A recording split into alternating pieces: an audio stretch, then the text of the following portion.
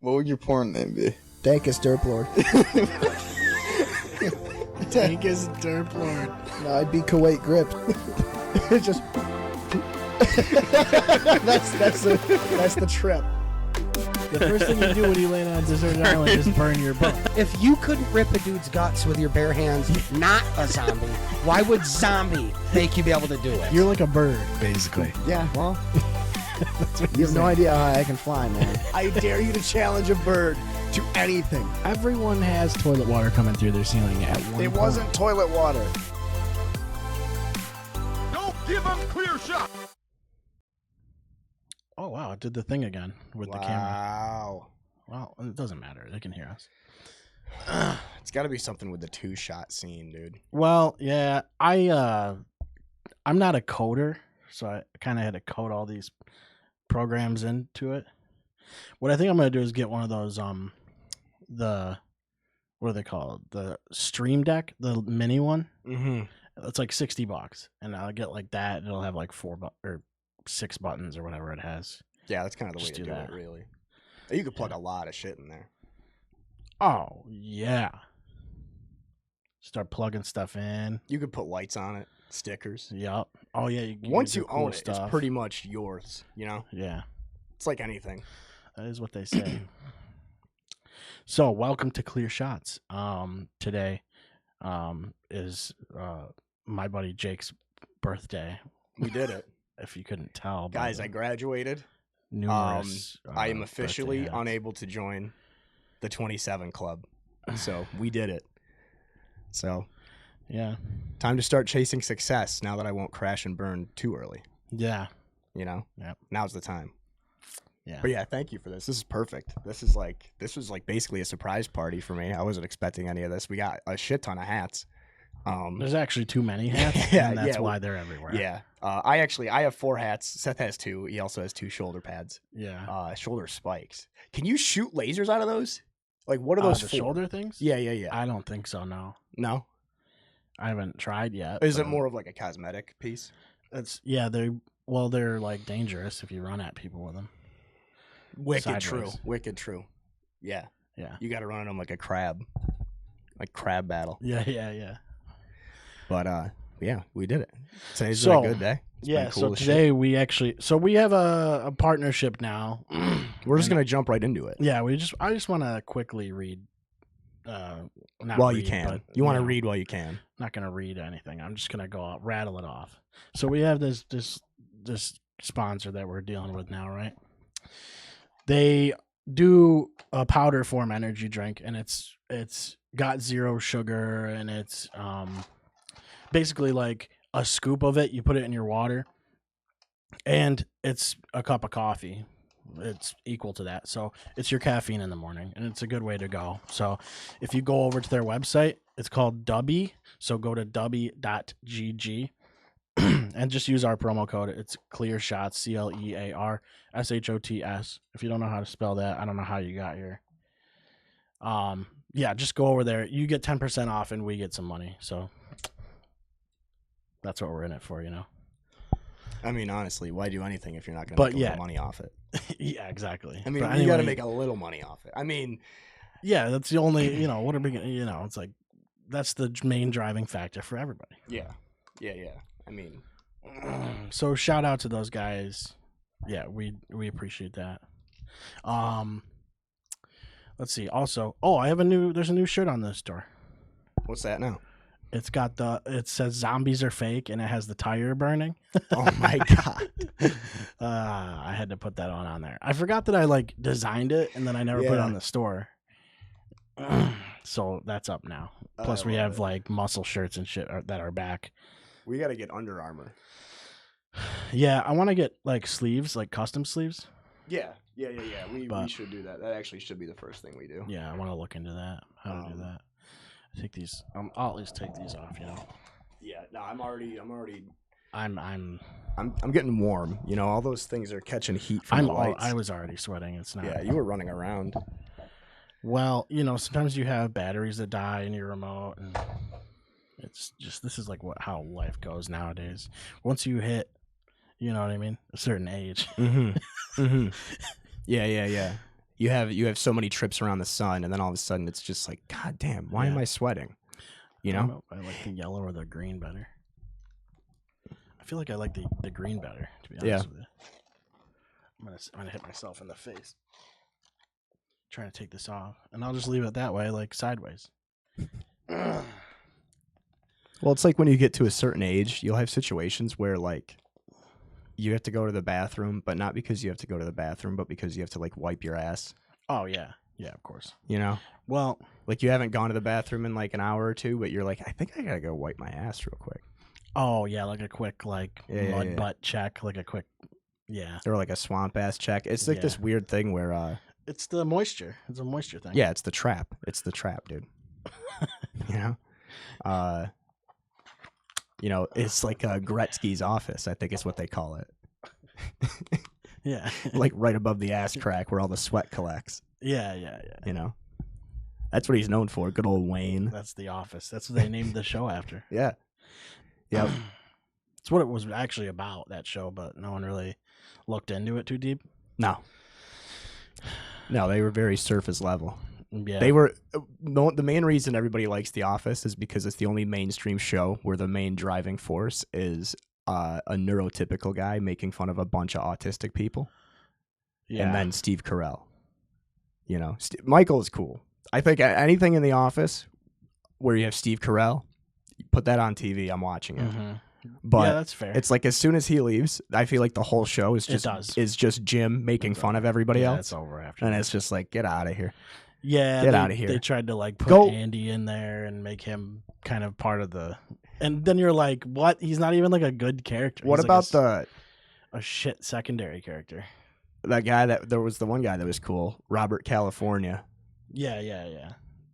That guy was sick. There was some still. Don't get me wrong. Well, The Office was still great. They pulled Will Ferrell in for a couple episodes right after Michael left, and then he like injured himself playing basketball or some shit.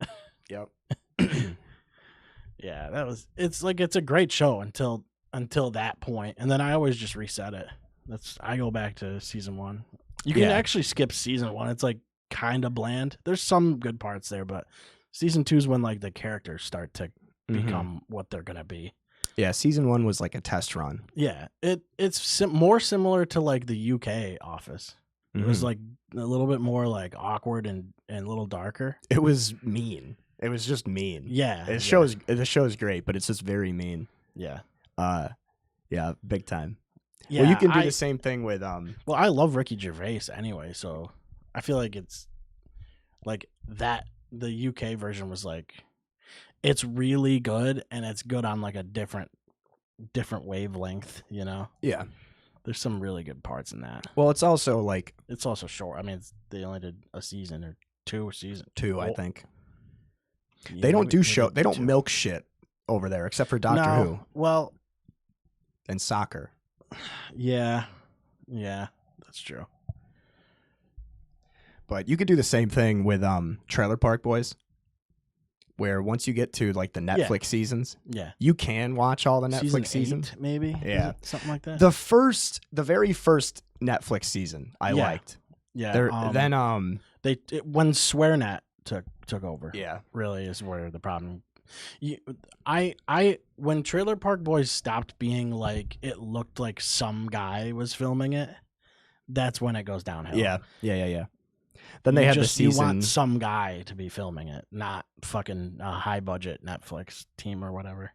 Because wasn't it the idea of it was that it was they were following Julian around after prison, right? It was like supposed to be like it's a mockumentary is what it was. Ooh. It became not that really. Big time. I still remember liking it. I remember at a certain point, it completely fell off when they introduced that character Candy. She was that really fat, white lady with all the tattoos. She was the absolute worst. That was like season 9 or 10. Her name was? I think it was Candy. She was the lesbian that turned Barb into like a thug bitch. Yeah. I dropped it. Yeah, that was a lot. Yeah.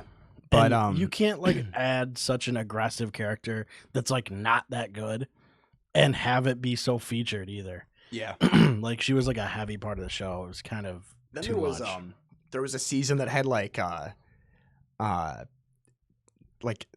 what the fuck are their names? The husband from Roseanne, I think, was in there or something. Tom Arnold. Oh, Tom Arnold. Was in there, and fucking Snoop Dogg, and the guy from Grandma's Boy, Doug Benson. Doug Benson. Yeah. Fucking that season might have been the same one. That was trash. And I think J-Rock left, and Lucy left, and Leahy died. That was it. Well, you even had like Corey and Trevor that like left after a while because they were just. I guess they were like not treated that well. No, they. I think probably because people were like in character all the time, and that's probably just. Which I understand, I guess, on one level, but I don't know. Sometimes, like, I always wonder, like, if you're shooting a show like that, it's like, how often? Because, like, okay, so this guy's staying in character all the time, but like, does that make you want to do that too? You know what I mean? And like, do you want to interact with them if they're trying to stay in character like that? Like, it seems like a fragile mind state for them to be in. You know what I mean? Yeah. If you like ask them a personal question, do they turn it off, or are they still in character?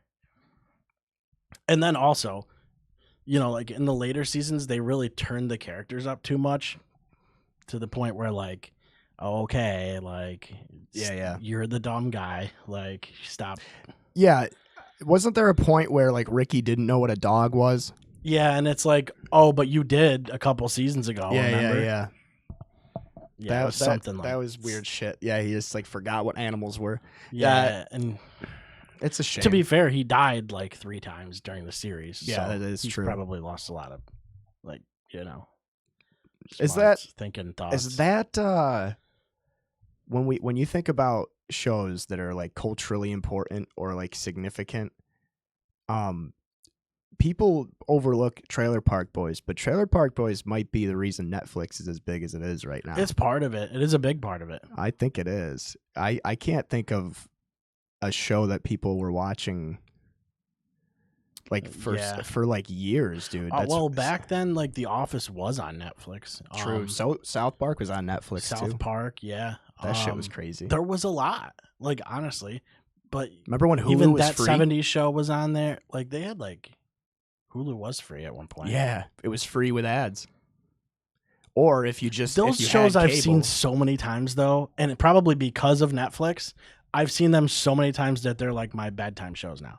Trailer Park Boys, The Office, 70s Show, and Seinfeld. Yeah, those are like my main like I'm going to sleep now shows, and I can't because like I've seen them enough times where I don't have to pay attention. Like I know what's gonna happen, but I still want them to be. They're like background audio.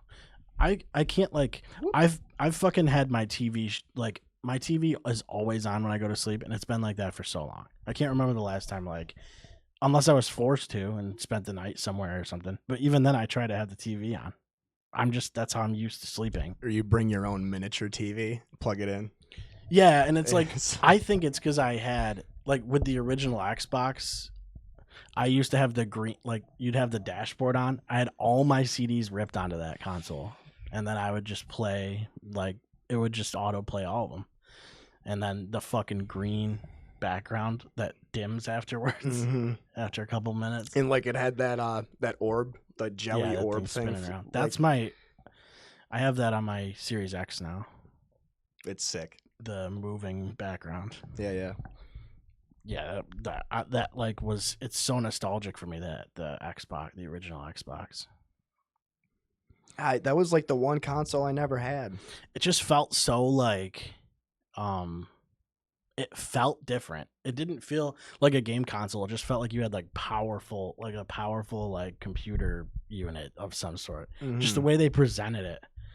With like the weird like biomass that's like fucking slinking around and stuff. Yeah, it was really 90s for its time, considering it came out in like 2001, 2002. That was, dude, I'm telling you, like they got to start bringing back like transparent plastic shit, like translucent like controllers and like Yeah, devices yeah. and shit. I want my phone to be like the back of it should be translucent. But the problem is, you open up a phone now and it's just the batteries like the size of the fucking phone. Yeah. You're just gonna see like a Samsung logo and fucking it's not gonna look good. It's like all one unit, You basically. want like now. the weird boards, the chip boards and shit. Yeah, you want like the cute little baby boards and the Yeah. circuits and stuff. Yeah. Which you could just make it look like that, but You can just make your own. It's You all could. just You it's could all make just your own. rocks and sand. It is all rocks and sand. That's what everything is. If you think about it. Honestly, yeah. I've been That's saying crazy. that for years. You know? I know nobody really listened to you about that, did they? Nobody ever listens to me ever. I get it, but like sometimes like when you say like things are rocks and sand, it's like sometimes people tune out, you know? Cuz they're like, "What are you talking about? There's literally internet and stuff." You know? It's not the same. Everybody tries to pigeonhole me, man. But, you know, I don't think people they don't think back far enough timeline-wise. No. You They want to never think about overseas. Mm-hmm. Like what's overseas? You know, it's rocks, sand. And so like think about what's going on there. There's a and then bunch of cool shit things going on here were overseas. like that. Ew. No. Not at all, really. At one point, you know, there was just rocks and sand. Nah, America was like trees and shit. There was no rocks. America Well, was... they had rocks. There's it was... What came first, the rocks or the trees? Do you think? Had to be rocks, I guess. Because trees are alive. Right, they come up from the Were rock. rocks alive at some point, though? That's a good question. They did sell pet rocks. They sold pet rocks. Mhm. Yeah. That was the 80s. That was the 70s, I think. I think my dad and his siblings had pet rocks. It's aggressive. Mm-hmm. I'll tell you one thing though. It is a low maintenance pet. It's like it doesn't take a lot, doesn't eat a lot. You don't really have to walk it. Sometimes you do, but you don't have to walk it very much. You don't really have to make many vet trips, which is nice. It won't fucking try to break your arm looking for rabbits in the bushes. Right. It won't barge in on the podcast. No fleas. Right. It kills fleas, probably, in You some weird do- spiritual way. Sometimes you gotta worry, like if it's outside for too long. Sometimes you gotta worry about those roly-poly bugs. Oh, yeah, getting underneath there, or like a slug or something. But like, Well, what you do can is just you wipe it off. You just It's- cover it with salt. give it a quick salt bath. Give it a quick salt wash, yeah. Yeah, I don't know. I never had one. I was more of a dog guy growing up. Didn't have cats either. No. Wasn't really into cats. No. But rocks were like lower on my list. I think for me it went as a kid. It went dogs, birds, fish, lizards, snakes, rocks, cats, Yeah, hamsters. Hamsters is always last. hamsters are bad. I would definitely rather have a rock than a hamster. Yeah, And I would rather. Yeah, of course I oh would. my god, it's not even close. Yeah, I would It's rather. literally no I was contest. about to say I'd rather have 2 rocks than 1 hamster, but duh. I would rather Well, have. that's even better. Well, I the never- thing is too is that you could have 1 rock, right? And if you break it in half, yeah, you get 2 rocks. you now have 2 crippled rocks, Yeah.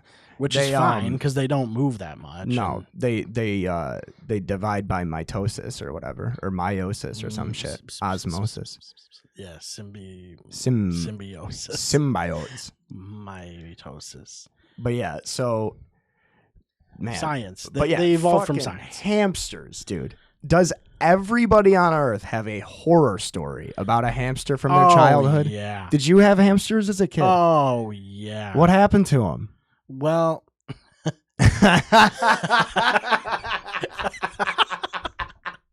I can't believe I haven't said this one. I can't believe we've never talked about our childhood tiny pets, dude. No, everybody I don't think I've definitely ever has. talked about these pets Yeah. before, dude. I'm about to geek my dick off. So everybody does get hamsters, and I used to work at a pet store, like sort of like a pet feed. It's similar to like Harbor Freight or Tractor Supply if you have them in your area or whatever. So we sold a lot of them, and you can tell like everybody gets one of them just because it's like a trial run. Like parents want to like see if the kids are actually going to give a shit. They don't. They just don't. 100% of the time they don't. They just do not. They want to see them run around on the ball or run on the fucking wheel thing, but then they run on the wheel thing too much and it's annoying. So, there's like a fucking real fine line with them.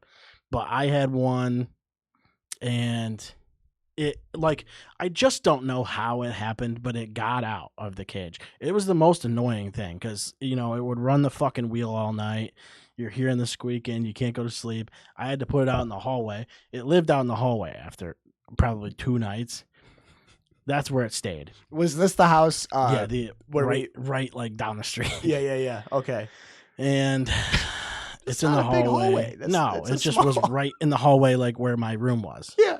And then, so I had like tubes and stuff coming out of the cage. And, because everybody wants to have their little Lego puzzle tube set or whatever. You never want to bring up tubes in a story. That's when it's going downhill. Put it in a tube. If anything's getting put in tubes or if you're getting tubes put into you, the story is going down. Yeah, it's not a fun time there.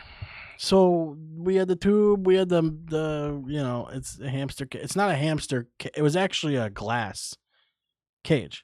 So I didn't understand how this happened, but it got out and it was just gone.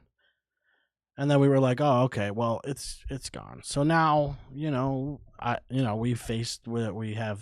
probably a funeral or whatever, whatever you have for your rodents. And then, like, I don't know, a few years down the line, right? A few years down the line, my dad, he has mouse traps out. Right? In the basement. So he comes upstairs with a mousetrap. This is a few years later. A few years after it disappeared. He comes up with the mousetrap. He's like, wow, look at the size of this mouse. And my mom's like, that's not a mouse. Now that was either the hamster or the guinea pig. I can't remember. But we did have guinea pigs at one point too. Those are pieces of shit too. So it's like, but he caught the fucking thing. It was still alive, I believe. It like destroyed its leg or something. But and then I can't remember if we like kept like held on to it or like put it back in like a cage or something. Put it back in the basement. I don't know. I think you just get rid of it. Yeah, you just gotta get rid of it at that point.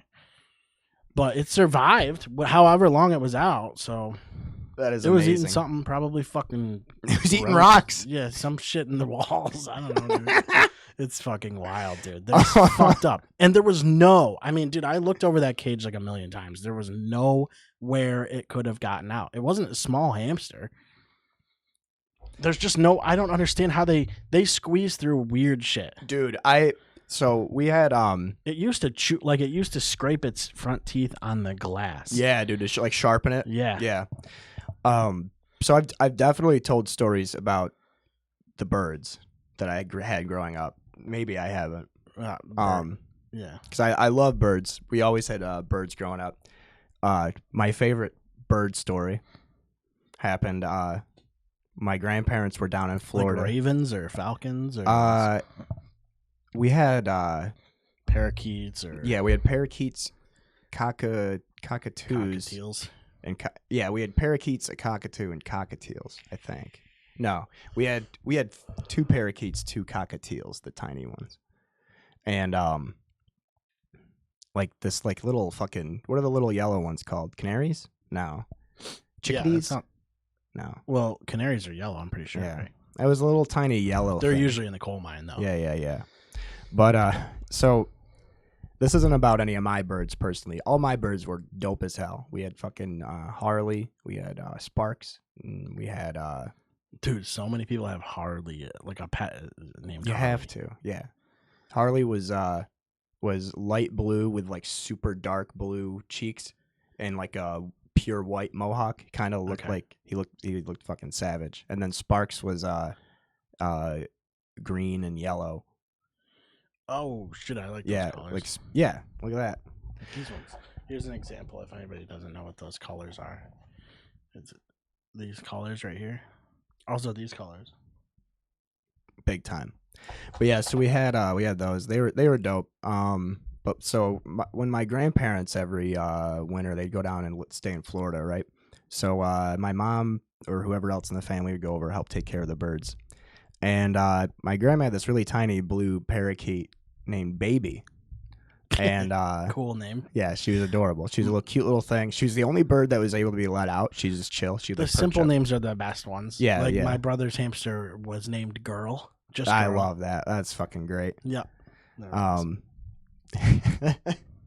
But yeah, so my mom goes to take care of the birds one day, and she sees Baby's passed away, and she's Kick like, the "Ah, bucket." fuck." So she gets a little box. She goes out in the backyard and fucking like digs a little hole and buries the box and patches the hole back up, and then is on her way back to the house and hears birds chirping and like starts having a panic attack, thinking that the bird is alive, and then goes out to get ready to dig the hole back up, and then has a moment of clarity and is like, "Oh yeah, I'm out near the woods. There's birds everywhere. You're outdoors. Yeah." And she's like, "Yeah, the bird's fucking dead anyway. I'm not digging this fucking thing back up." Like, That is dead. but no. So hamsters though, we had a few hamsters growing up. I don't remember most of their names, but there's one very special hamster, and she might actually be on the Mount Rushmore of pets for my family. And we had multiple dogs. She might be better than one of our dogs. So there's 4 on the Mount Rushmore. So you gotta rank. I mean, it depends on some all people 4 didn't of my have- pets, Yeah. So or I got to do my you top gotta 4 rank pets? top 4. Yeah. Yeah, I would say Sierra, my dog Sierra. That was my childhood dog. She lived to be like fucking 19 or 20. She was a tough old bitch. She was dope as hell. She would just walk around the neighborhood and just go to people's houses. Everybody was chill. She was like an old dog when she was 2.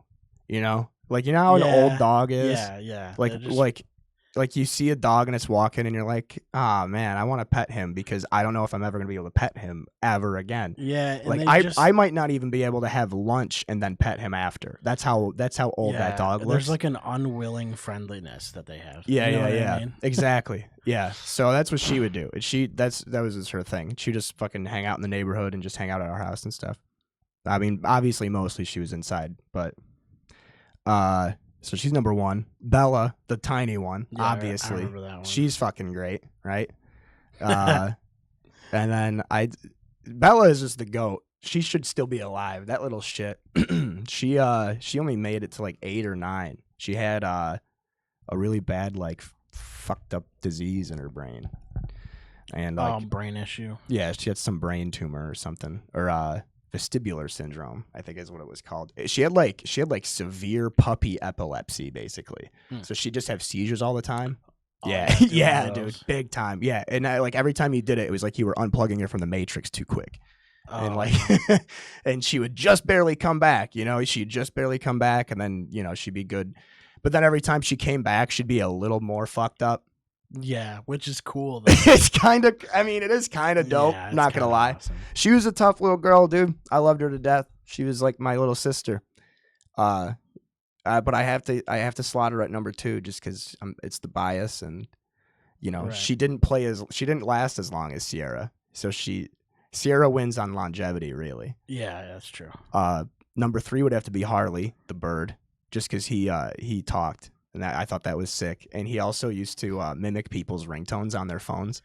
So like whenever people came over to my parents' house growing up, they had to put their phone on silent because he would fucking mimic fucking phones. That's hilarious. And then 4 would be Zoe, which was my sister's hamster.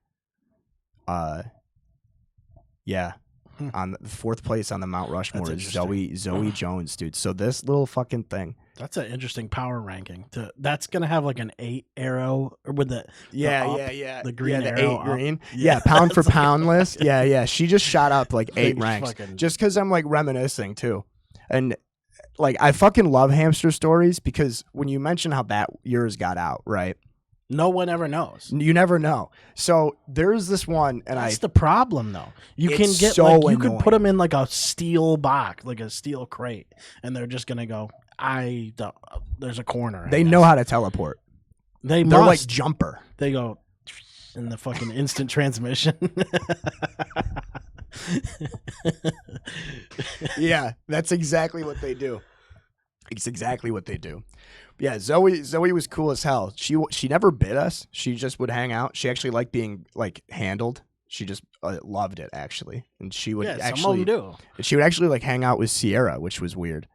But she would always get out, and it was wild. And eventually, it got to a point where I think it was like Christmas or birthdays or an accumulation of Christmases and birthdays. Because the main thing about Zoe is that she lived like way longer than hamsters are actually supposed to live. Mhm. I don't know how long hamsters are supposed to live for, but she was alive for the entire time that my little sister was in elementary school. I think that's 6 years, 5 or 6 years, which is crazy.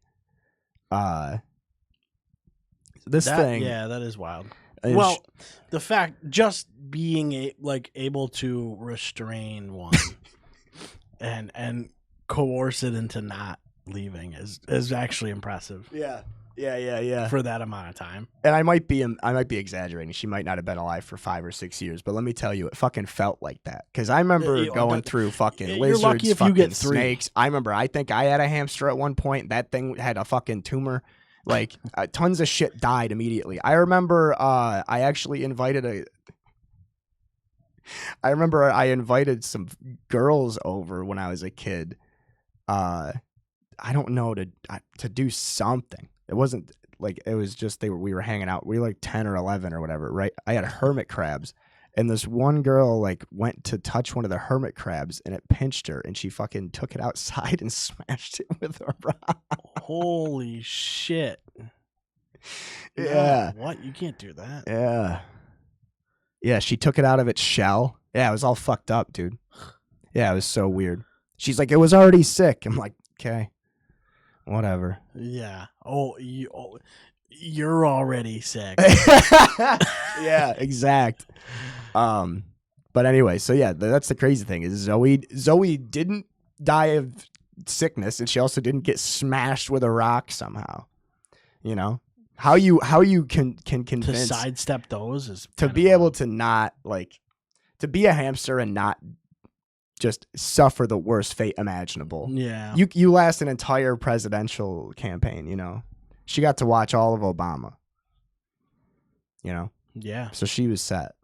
And anyway, there was one day, and I swear to God, and if my parents are listening to this, it's my birthday, so you're not allowed to tell me I'm lying, and I swear this is the truth. There was He's one day lying. we had gotten like this crazy fucking setup for the hamster, for Zoe. Wicked fancy glass cage. And Tubes and with shit? like additions. So like Yeah, it was a they're glass fucking- cage, and then the ceiling, and then it was tubes, crazy tubes, toys and all that. Yeah, like a UFO thing, and then Yeah. tubes And coming we out. had this thing, right? And she was never, ever, ever able to escape from it. And I think there were like a few recent instances where she was escaping. And we're like, what the fuck? How is she doing this? And there was one night, and I was sitting in my room, and I'm hearing noises. I'm like, what the fuck is that fucking noise? And it sounds like just, and then like very light, just like pitter patter, you know, like, I'm like, what the fuck is this? And I see like a little fucking streak across the floor, and I turn the light on, and it's Zoe fucking just exploring in my room. And I fucking grab her, and I bring her to my parents' room. I'm like, I don't know how this happened, but Zoe is in my room. My parents were like, what are you doing with the fucking hamster? They didn't believe me. They still don't believe me. They thought I was fucking with them, that I took this hamster and I brought it upstairs. But anyway, she ended up living in the vents for a while. Like, they're like, there's no way she escaped and made it upstairs. You went down and grabbed her for some reason. I'm like, nope. No, it's pretty. I feel like that's possible. I feel like that's pretty, yeah. I feel like that's pretty cut and dry. Once they're in the wall, which they're just gonna be flat like a piece of paper somehow, Yeah. and get into the wall. Yep. And then they're going, I can climb that, and then they fucking They will Do you go do, anywhere. Like the Mission Impossible. There's some way. like There's a some way fucking- that she made it from, like where her cage was like in my dad's office. So she somehow, right? She somehow got out of her cage, out of my dad's office, across the rest of the house, up the steps, and then down the hall into my room. And the crazy thing is that my room didn't have vents, so she had to have gone upstairs. Right. You know. Fucking crazy little thing. Or But- there's wall, like there could just be somewhere in the wall, like a crack in the wall, like in that corner over there. I have like, well, this is a basement, but Oh, it's a partial finished. There's like cracks in the walls. They could just get in there and fucking climb up the fucking. Who the fuck knows? I They think are agile. I like, honestly, she was a pretty big hamster. I think she climbed up the stairs. I think she thought she was a human. I think she was like, nothing to it. Right. Well, my You know? hamster was like medium size, but like Yeah. it got down to the basement somehow. It Fuck. could have just fallen. Yeah. It could have. Are you sure that you didn't just put it in the basement? I don't believe so, but that's possible. But- Maybe I got pissed like one night and like sleepwalked into the basement because I was pissed about the noise, Yeah. and I was like, "You're down here now, and this is where you live." So my absolute favorite Watch Zoe out for story, watch out for the. Don't eat Yeah. the cheese. other than like the fact that she was just able to get anywhere in the house at any point at any time, and she would never fuck with anything. She would just chill out. I don't know. She could have just escaped, but she just wanted to walk around, I guess. But my favorite thing was that after she passed away, she died in the winter time, and we couldn't have a burial for her. And Dad's talking to us about it, and he's like, in the summertime we'll have a funeral for her. And we're like, oh, whatever. So then like a couple weeks go by, and my mom goes downstairs into the basement to check the chest freezer, and she's fucking shuffling shit around in the chest freezer, and there's a vacuum sealed bag with Zoe in it. Like he's gonna But like the best part, thaw it one day and throw it on the grill. The best part is that he wrote Zoe on the bag, which begs the question: What were else there does he have in there? were there Yeah. multiple hamsters and like dead animals that were Yeah, vacuum like fucking in the fucking basement? rats and Dad, shit. He's what's got up with just- that chest freezer? Why- Why is there yeah. a lock on it now? Why do you have a rodent freezer? This is fucking weird, dude. Yeah, get your own freezer for that. People don't have that. It's not a normal thing. Oh my goodness. Sometimes people just need to be told that like what they're doing isn't normal. You know what I'm saying? Like that actually is a thing. Like sometimes you're just doing some weird shit. and you- I mean, it makes sense. If you're gonna preserve a dead creature, you might as that's well fair. vacuum seal it and put it in the freezer. Right. But so that one day you can thaw it and put it in the to ground. fucking label it, and then also put it in the freezer with the groceries. You should know what it is. You should know. You should know. I love you, Dad. I love you too, Mom. That's classic. That's one of my favorites. Yeah, dude, the animals are funny, man. Animals are always funny. That's the rule. That's the rule in tearjerkers. That's the rule in life. Well, Animals yeah, are funny, and it's dude. like I don't know, like you like people grow up without pets, which is just so wild to me. Like I always had some sort of pet, I always had dogs, and like whether it was a family dog or whatever. Now I have my own dog, and it's like it's so different. Like the connection is different. yeah. It's so weird, but like it's a different thing. You just like when you grow up around animals, it's like I don't know. It's like an aphrodisiac. Yeah, because it's like so fucked up because you like kind of, it's your friend. So it is your friend. And it's like, you also like weirdly put your emotions into that dog. Like it's like they know how you're feeling and shit, and they also are there all the time. So it's not like any Until friend they're you've not. ever had. Right. And that, which the biggest thing with it, if you're a dog owner, is like, you got to face that day. Most likely your dog's going to die. It's going to die before you do, and sometimes it's even sadder when they don't. Sometimes it's sadder when someone goes and then the dog's still there. But, it's like, it's just a thing that like, that's a connection that you should have, I think. Especially like when you're a kid, you start to understand, like, I don't know, there's a different it's something that you don't get from anything else, I guess, is what I'm trying to say. I don't think you get that from just a regular friendship. You wouldn't get that. You could have a best friend, but it's not quite the same.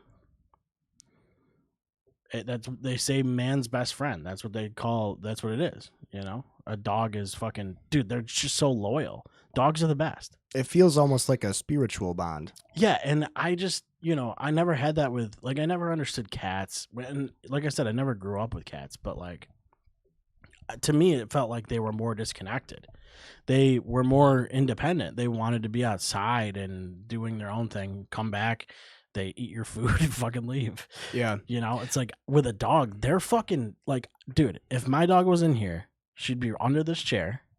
And then I would stand up. If I was going to leave, she's getting up.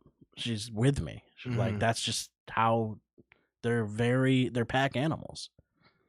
It's just a different thing. Like, I don't know. I know,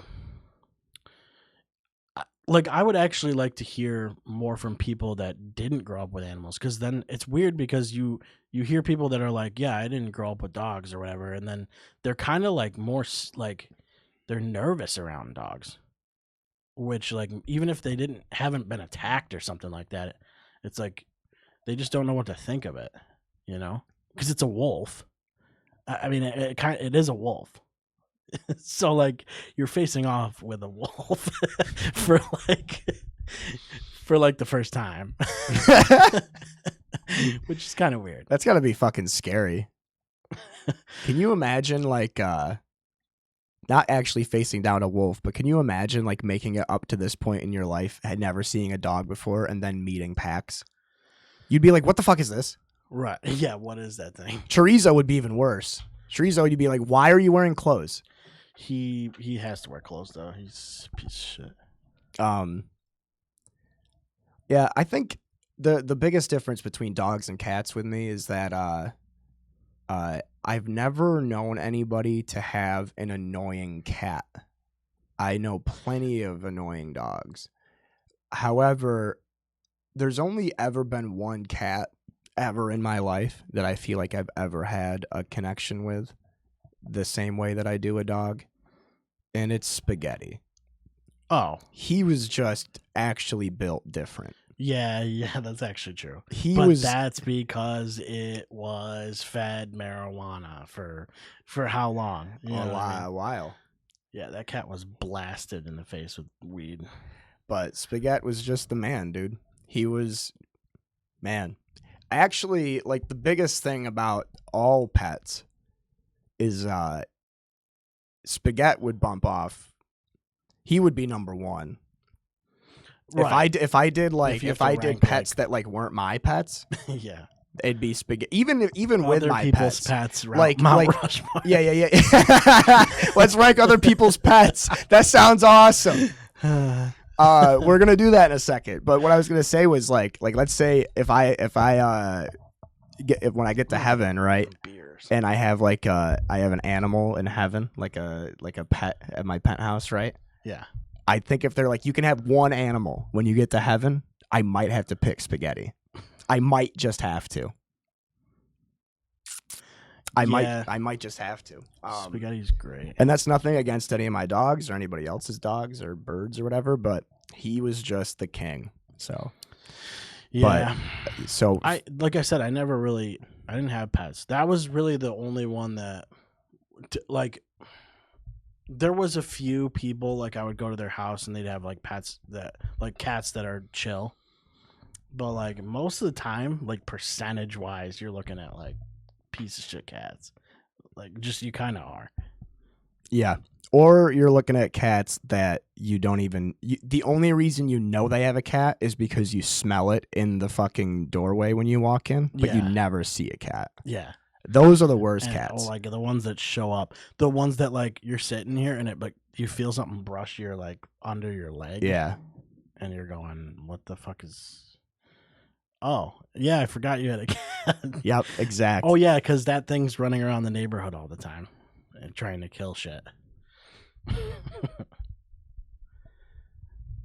I don't know. That was it was the best cat I've met for sure. Guaranteed.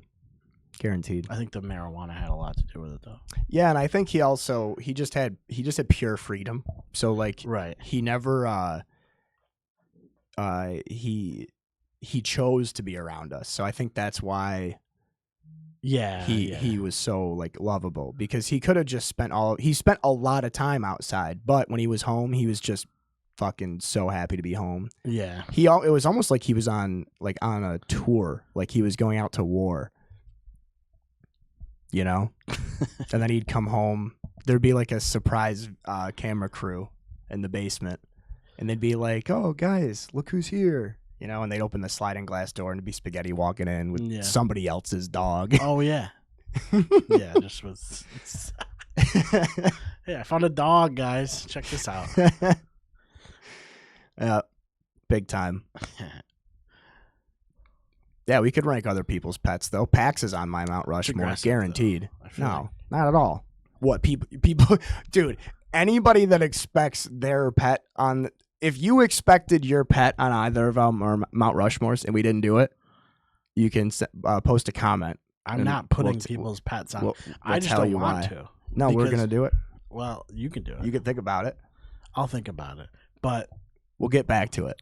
I don't care. See, here's the thing. I don't care enough about other people's pets. Oh, my God. That's such a downer, dude. I get it. But, like, also, like, it's love like, yeah, if I'm there, pets. Like, cool. Hey, what's up, dog? You gotta hang out with them. Talk to them. Yeah, but it's like I don't know you, bitch. You know what I'm saying? Like I don't fucking know you. Wes, unless I'm there all the time. We're gonna do. With Marley. I knew Marley. We're gonna do a people's pets tear jerkers. Yeah. Yeah. Book it. That's actually cool. We're gonna rank everybody's except pets. for nobody knows who these pets are. Doesn't matter. It's for us. You know. We can rank all pets. How about that? Yeah, we could do that. I'm gonna get a drink. You can Unbelievable. You can start doing your pet ranking. Yeah, your pet ranking. Well, the funny thing is that my pet Power ranking, rankings. it's just family pets. It's just all of Wes and Christy's pets, really. I think it'd have to be Spaghetti, Marley, Sasha, Charles. Easy. That's a wrap. Oh, actually, that's the end of it. Wait, no. There was a fish that Uncle Wes had that was a crazy bastard. He was like one of those blue and white like trigger fish. He was like those like miniature piranha things. You know what I'm talking about? Blue and white. Or no, yellow and blue. They were like yellow and blue fish, and they had like pointy teeth. Like a Dory situation? I guess so. Like really pointy teeth. Did you ever have fish growing up? No way, dude. No. You never had like a aquarium? Wasn't much of an aquatic. I mean, I've had fish since, but nothing. I've always had like betta fish and shit like that. It wasn't. Is it betta or beta? I believe it's betta, but everybody calls them beta. Beta is BETA. There's 2 T's. Those fish are funny, dude. They're Siamese fighting fish. Is what they're called. Yeah. But they're like That's what they're famous for. You can't put more than one. You know what's interesting though is they can live with some things. They can live. I'm pretty sure they can live with most other fish. They just can't live with their same. Well, it depends. So like, it really depends on like how aggressive the fish is. Like if this fish is going to be dominant, like you have to know that going in. So like anything that's not posing as a threat to them, they're not going to worry about it. So like when I had mine, like the last one I had, I just had that fish, and then I also had like a snail that I had put in there. And the snail, I pretty much just had it so that it would clean like the inside of the tank and all that stuff. You know, it would mostly keep the inside of the tank clean, eating algae and stuff like that. But it wasn't a threat to the fish, so it was never attacked or anything. When I first put it in, the fish was definitely like more, it was a little bit like, what's going on? And like sort of tried nipping at it and shit. But then after that, it was like, oh, this thing is not a threat. Yeah, he chilled out a little As bit. long as it's not attacking me back, so it's fine. Actually, you know what? We're gonna drop Zoe in my pet power rankings. She's gonna be runner up Mount Rushmore. I'm gonna swap Zoe out with mine and my dad's fish, Predator.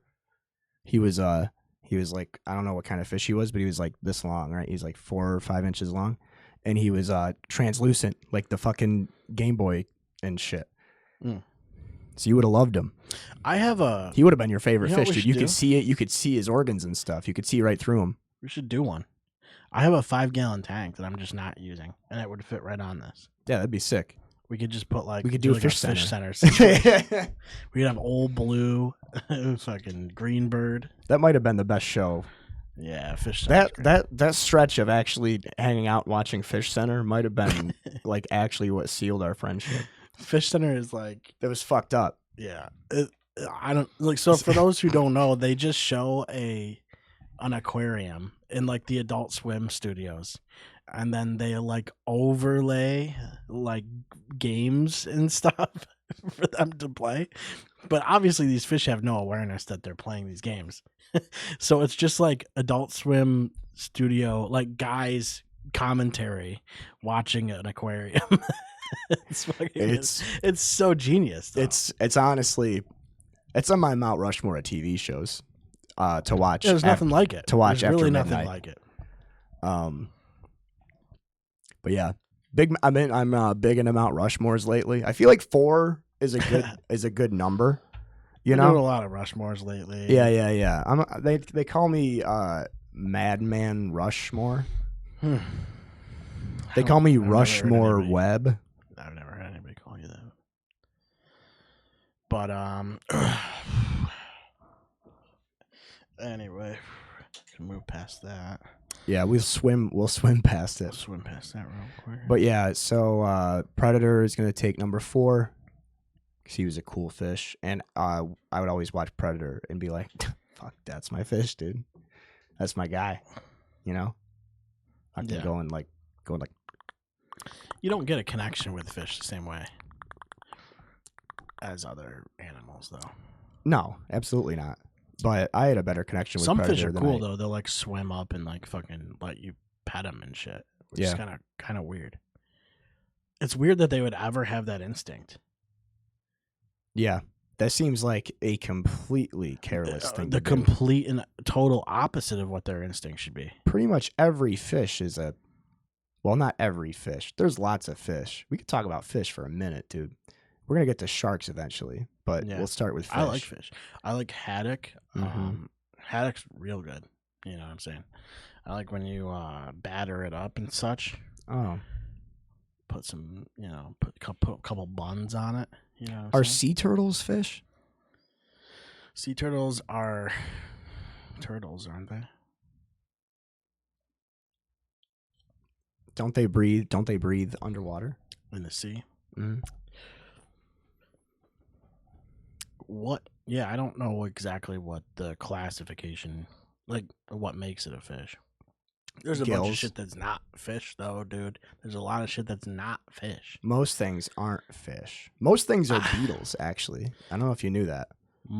So like you're saying, like percentage wise, beetles are most of Earth. Yeah, Is that what you're saying? yeah. There's like That's got to be a fact check. I feel like we got to fact check that one. there's like That's an interesting one. there's like They out popular like they. like if you go by like species like taxonomy or whatever, like if you go by like the amount Oh, of right, individual, you know, I think as far as shit outnumbering quantitative, it's got to be ants outnumbers everything, right? Yeah, because like these studies like always, it's always confusing to me because like I've never seen anybody outside my house going like with like a magnifying glass, like counting how No, many they ants are wouldn't. out there. I don't think they do it like that. That's an approximation. It's think- like a general like The Google Earth van is what's doing it. what? the, So it's going like the scanning Google around Earth and van, going- yeah. That's why it's not looking up. There's a couple 100,000 over there. And That's the Google Maps van, right? That's why it doesn't look up because they already know that all the birds. They already know where the birds are. The satellites can see the birds. Satellites can't see the ants. Google Earth Fan, ants, satellite beam. You can count them, figure out there's more ants than everything else. But it was the cool pencil pushing science guys that counted like the 300,000 beetles, which I think is wild. I feel like it's a lot of counting. There's a lot of beetles. You would lose count. You're telling me you wouldn't lose count if you were counting beetles or counting ants? If each beetle was different from the next, it'd be so easy to count because you would just go 1, 1, 1, 1, 1, 1. And then you would do that until you got to like the 300,000 different species. I know, but if you're counting ants, you have to go 1, 2, 3, and then you have to keep going all the way up. But you can't count just one. Like you can't count one over and over again because then you got to count how many ones. Well, no, because you're doing it like 300,000 times. Yeah, but then you're counting 300,000 ones. You see what I'm saying? No, you just stop. You just stop when you get to 300,000. You don't get to 300,000 because you only count one every time. But you'll know. You'll know though. It's like a math intuition thing. It's a math thing. It's like a Sudoku puzzle. I'm not a mathematician. I don't know this stuff. It is interesting for one thing that Google Maps doesn't have an up view. I'm kind of stuck on that. How come there's no looking up view? I want to know what it looks like to look up from certain fucking, from everywhere in the world. They don't even have street view everywhere. Have you ever tried to street view in North Korea? I've tried it just to see what's going on over there. But they have like approved like locations that are on the thing. Like, so it's not like you can't like drag it onto the map. Like there's certain parts you can, but like it's a lot of those dots, like points of interest type things where it's just like a panorama shot type deal. There's some cool shit going on over in Korea. Yeah. Literally. Have you heard about that? I don't, to be honest with you, I pay no attention to what's going on overseas. My Korea's not overseas. Korea's not overseas. No, it's not overseas. No, it's not. Overseas is like the Middle East and like Ukraine and shit. Oh, yeah, that's true. If you're gonna talk about Korea, it's like a camel proper, more camel based. Well, we already were at war with Korea, so Korea stays. You know what I mean? Vietnam still locked in. Yeah. So we have to use it. Yeah. So that way people know. My news feed, like my everything feed now, is just wrestling, because it's just the only thing that happens now for me. Right. I can't. I'm just, the problem with that is like you start liking wrestling posts, and then now within like a week and a half, everything's wrestling posts. It just is what happens because it's got such a huge base, Yeah.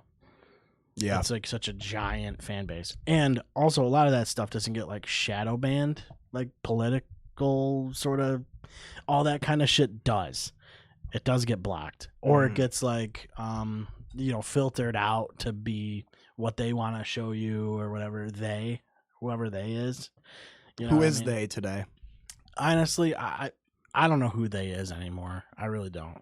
Like back, I don't know, 10, 15 years ago, like they was something above the government, but now I guess it's just the government because everybody sees even more how corrupt everything fucking is. Like when I was growing up, I thought there was some shit like above the government. Like I thought they were getting watched over, and somebody was going, "No, don't do that, you fucking dumbass bitch! Fucking stop doing that. Stop." And then now you grow up and you go, "Oh no, just the people in power are actually stupid." And that's what happens. We keep voting these people in. It just is an endless cycle of us voting in actual retards. It's actually that, though. Like, that, it's real. We can't stop voting in stupid people. It's completely mind-blowing. Yeah. You literally look at the last two presidents and you go, what is happening? The people, this country, like the people literally go somewhere and they vote for these people. They write it down. They go, yeah, that's my guy. What? I'm sorry. You picked either one of those? Millions, dude. Everybody, a lot of people we know. I actually had this conversation with my parents at lunch earlier. I don't vote. I don't believe in it. I used to, and I don't, and I probably never will again. People believe in it even less now. Well, so the first president, and this is the first thing people say, they go, well, you got to vote. You got to think global, vote local. First off, no. I'm not doing that. You Not don't want to me mention voting. they're all fucking stupid too. You don't want me voting.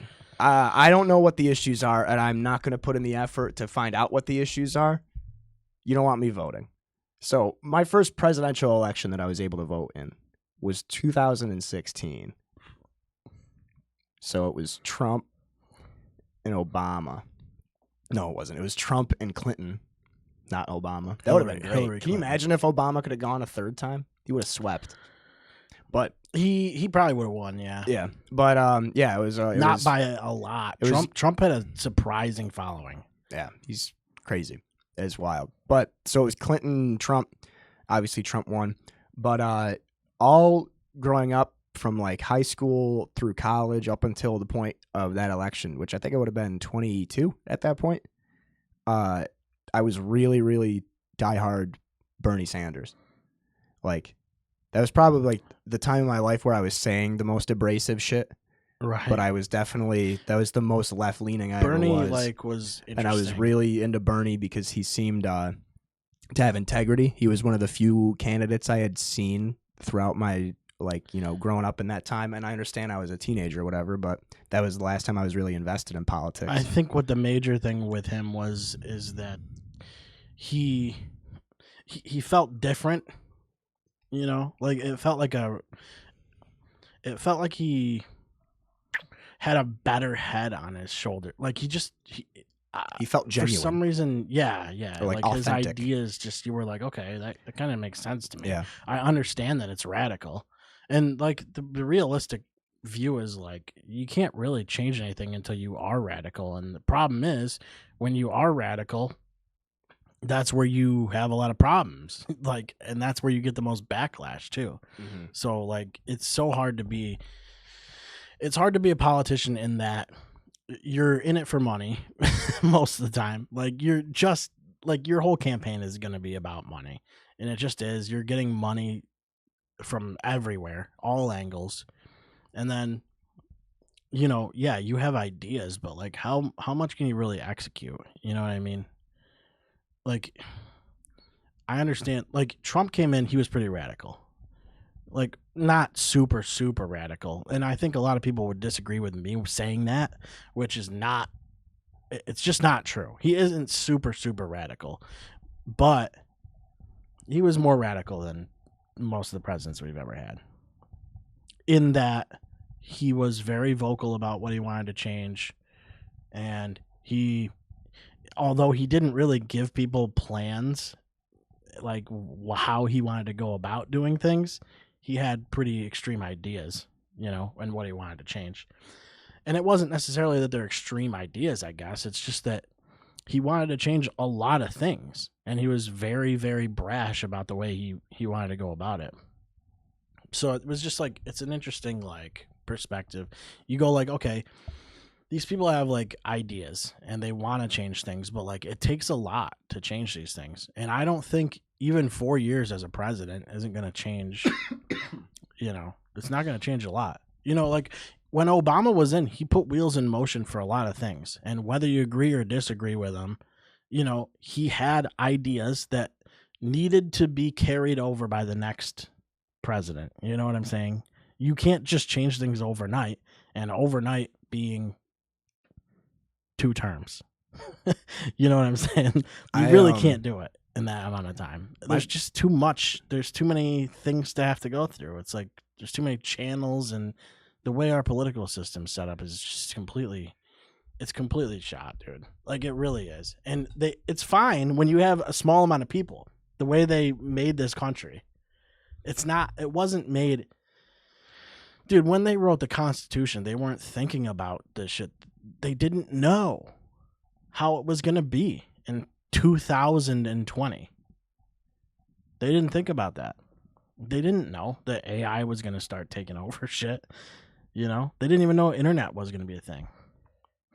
It's a completely different thing. Like there's constitutionalists. People are constitutionalists, which is fine. You can be, but it's too conventional. Like you can't look at it and go, okay, well, they knew what they were talking about. The people that wrote the Constitution knew what they were talking about. They did at the time. They just don't. It wouldn't. If you put them in today, it's a completely different story. It's like there's just too many people, man. There's just too many people to have to govern all these people. Yeah, I think we should replace the Constitution with the 10 Commandments. Yeah. That's honestly the best move is separation of church and state. You know what I'm saying? But no, I think the problem with the president is I don't think the idea of the president was to actually make any decisions. I think the idea of the president was kind of supposed to be like the chief, like the face of the franchise. They are the face of obviously the country. they have executive power for certain things, but I think that's why you have other branches of government, because it has to go through them first. Right, but what I think is I don't care. I don't fucking pay attention to politics. I'm probably try never not going to. again. I barely ever pay any attention. After the Trump, his whole thing, and once Biden came in, I was like, this is like, what are we doing? I just want attention to have somebody in office where I actually feel proud to have them in office. And I haven't been able to feel that way since I was younger. It's just been really disappointing. And I think there's a lot of people, not even just people our age. I think there's a lot of people all over the country that feel that way. It's just really disappointing. And I think that's why there's a lot of bad shit going on, because I think a lot of people are kind of looking around, especially post-COVID, and they're like, man, shit is really bursting at the seams here. Like, I feel like everybody is kind of waiting for this other shoe to drop still, They fucked up. I mean, this whole COVID thing, it just completely fucked everything up. It just completely did. No one knew how to approach this.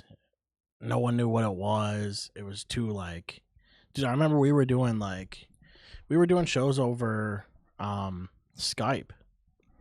And what happened? I fixed it.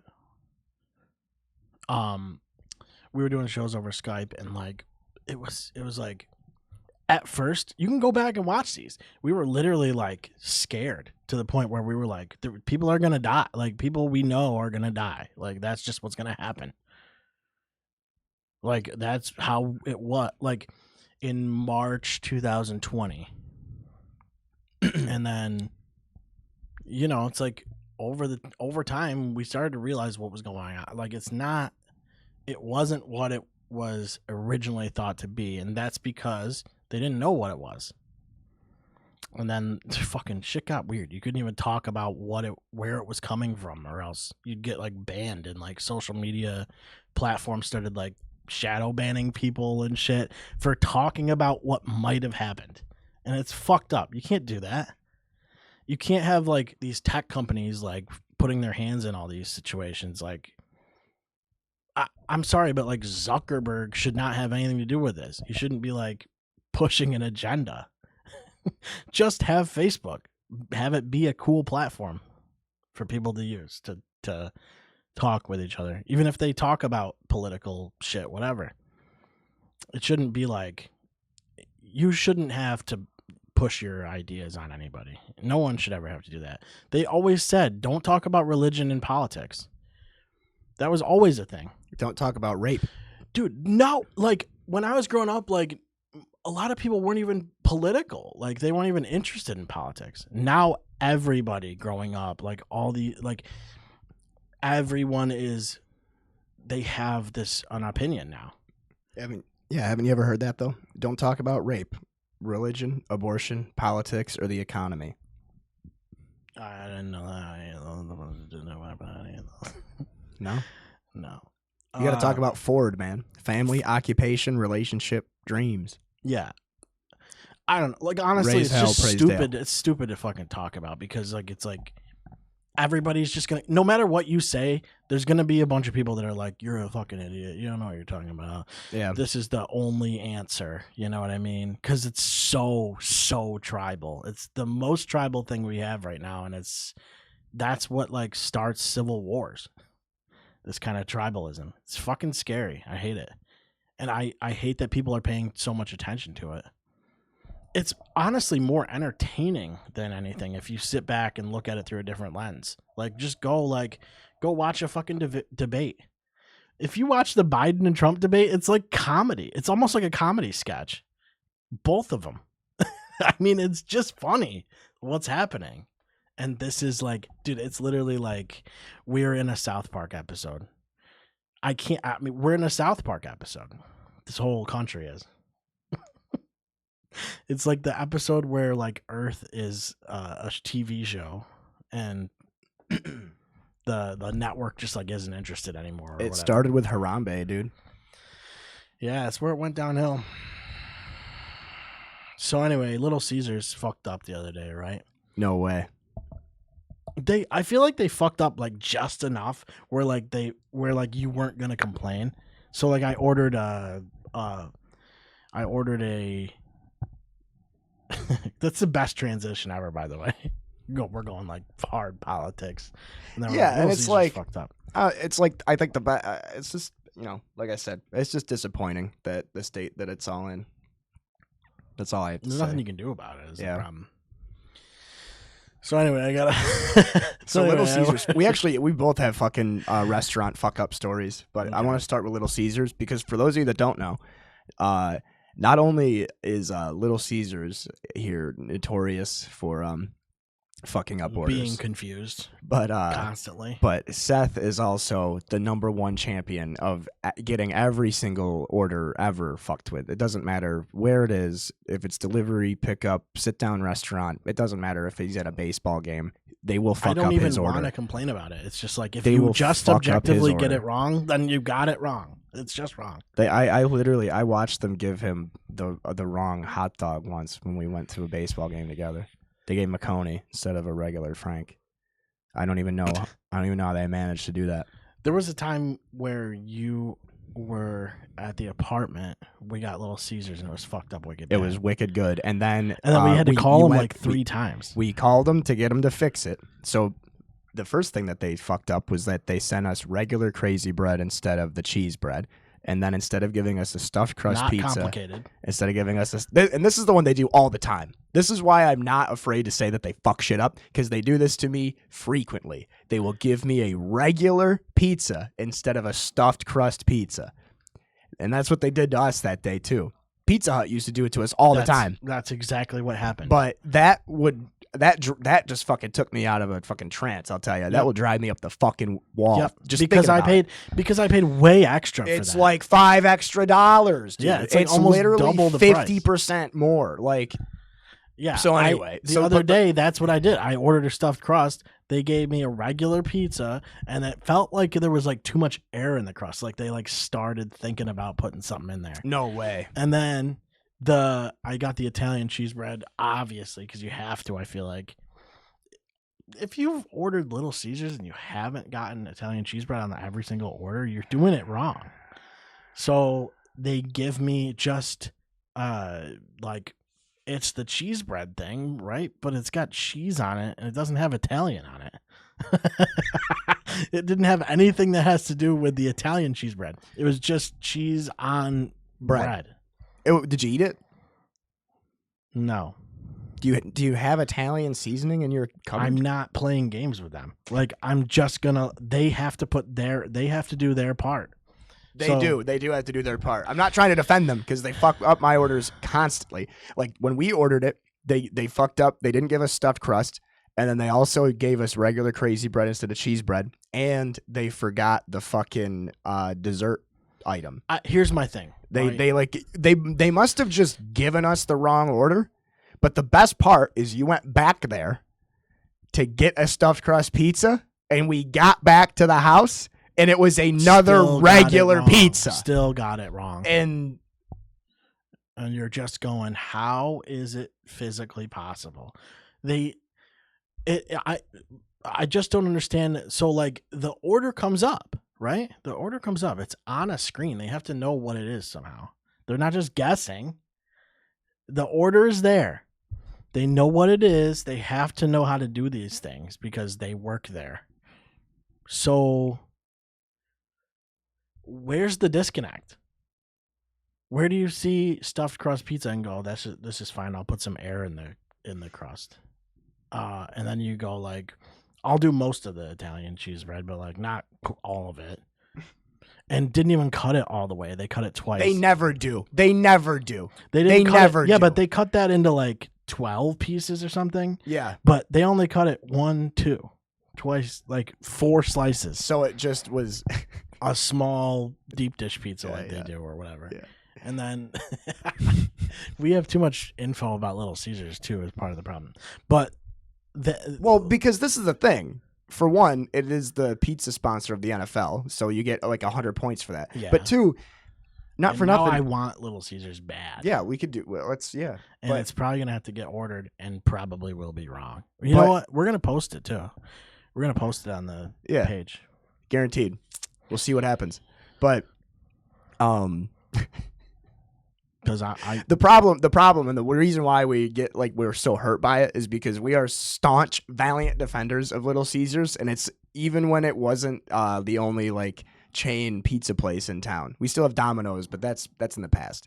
I still prefer Little Caesars 99% of the time, unless I'm getting like Pizza Villa or like Cam. You know what I mean? Yeah. Like if I'm just like, I want to get a pepperoni stuffed crust pizza and a fucking 2 liter of Pepsi for $15, you know, how could you not, Yeah.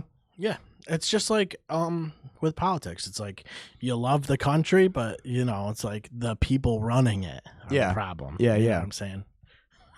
Love the game, hate the player. Yeah, and it's like, I don't know. It's like Little Caesars wrecks when it's like they do it right. Dude, sometimes there's like times where you just have the right, like they did everything right. It's fucking hot. Yeah. My heart skipped a beat, dude. The feeling you get when it's a gamble. You're rolling the dice. You really are rolling the dice. That's the problem. Well, that's why it's so cheap. Yeah. And maybe that's why I don't gamble, because I get Little Caesars so much. You know? Yeah. It's probably why it's been so easy for me to stay sober, because I I'm just haven't been at the blackjack table in a long time. Yep, because we're just getting stuffed crust, dude. I think I'm gonna go play blackjack one of these days. When? Where? Just see what's going on. You know what I mean? Maybe go up to Turning Stone or something.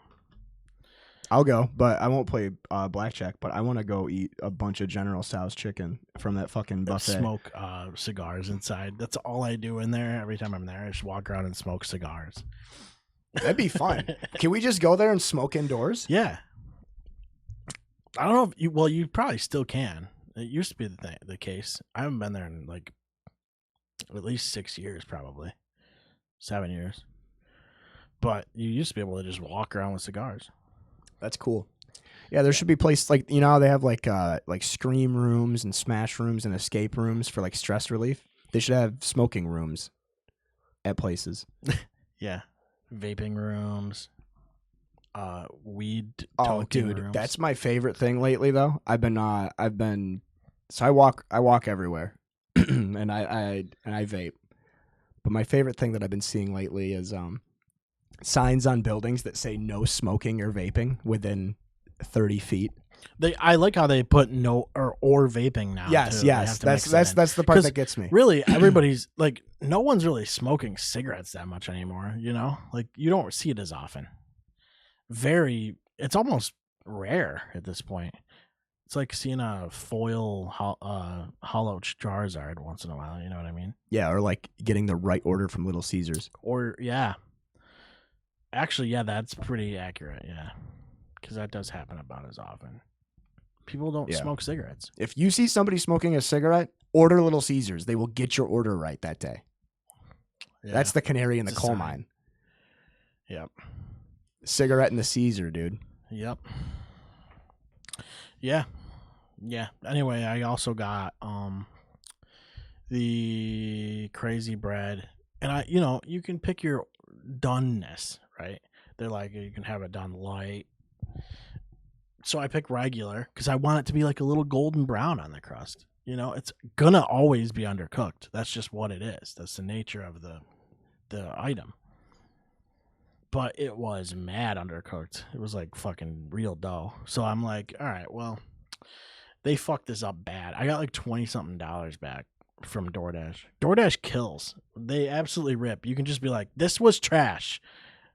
I don't know how to be more clear about this, but it was bad. And then they're going, here you go. Here's most of your money back, I guess. Mm-hmm. And then you still eat it. Except for the cheese bread because that was bad. Yeah, no, the best is when, yeah, that actually is the best. When they completely fuck your order and then they full refund you and then you just order from somewhere else. Right. Yeah. Immediately. I've ordered from there again and been like, here's your second chance. I had to do that with, they had a deal going on where it was you could get I fucking love I'm not like really a coffee guy, but I love like frozen coffees from Dunkin, right? And that could be the first fucking fast food thing too, because that happened to me today. That's how I started my day today. Was I got up 7:30, took a shower, got out of the shower, I placed an order for pickup at Dunkin. I got a large frozen coffee. So, just start with that for the day, They said pickup ready at 8:55. This is what I was texting you about. Oh, yeah, this you morning. only have to walk like a block to get there. Yeah, I could see it from my back porch. And so I get there, place is packed. There's kids there. There's people from the Y, those like really cool guys. It's a Thursday. Why? Summer school's out. Oh, yeah. And that was Tuesday, I think. But so I'm like, I'm not fucking doing anything. I just run a couple errands. I'm in no rush, So I'm like, I'll just chill. So I'm just sitting there on my phone. I'm sitting right where the TV screen is, right? And it says like preparing order, and it says $17.95, Jake J, and then on the other side it says like order ready, and it has 93, 94. I'm like, oh well, fuck. I mean, it's busy. I showed up at like maybe quarter after, maybe 10 after, because it was going to be ready at like 5 of. Did you like tell them that you were there?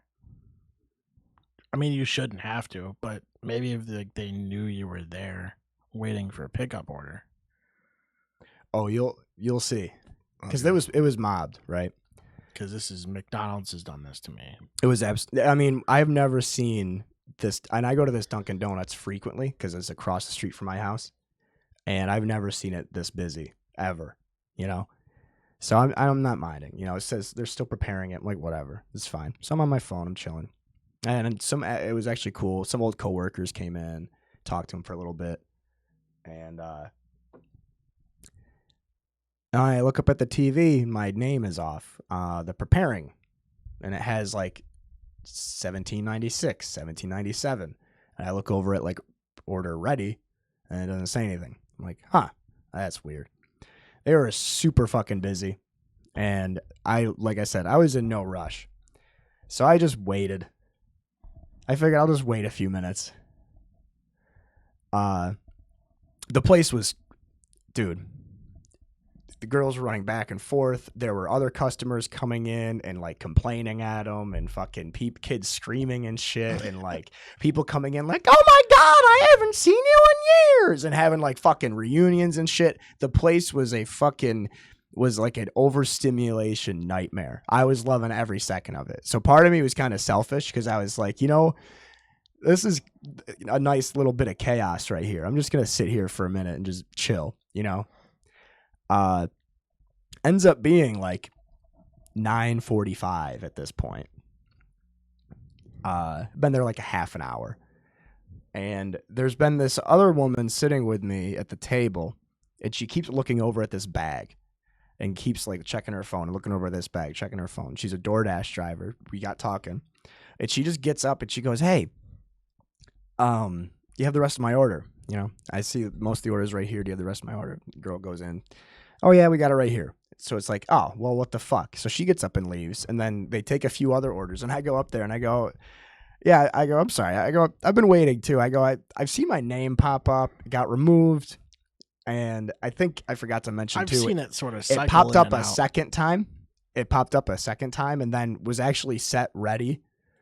But they weren't placing any mobile orders up on the little shelf there. They were literally just doing the drive-in and kiosk and shit. So I'm like just thinking they probably haven't seen it. You know what I mean?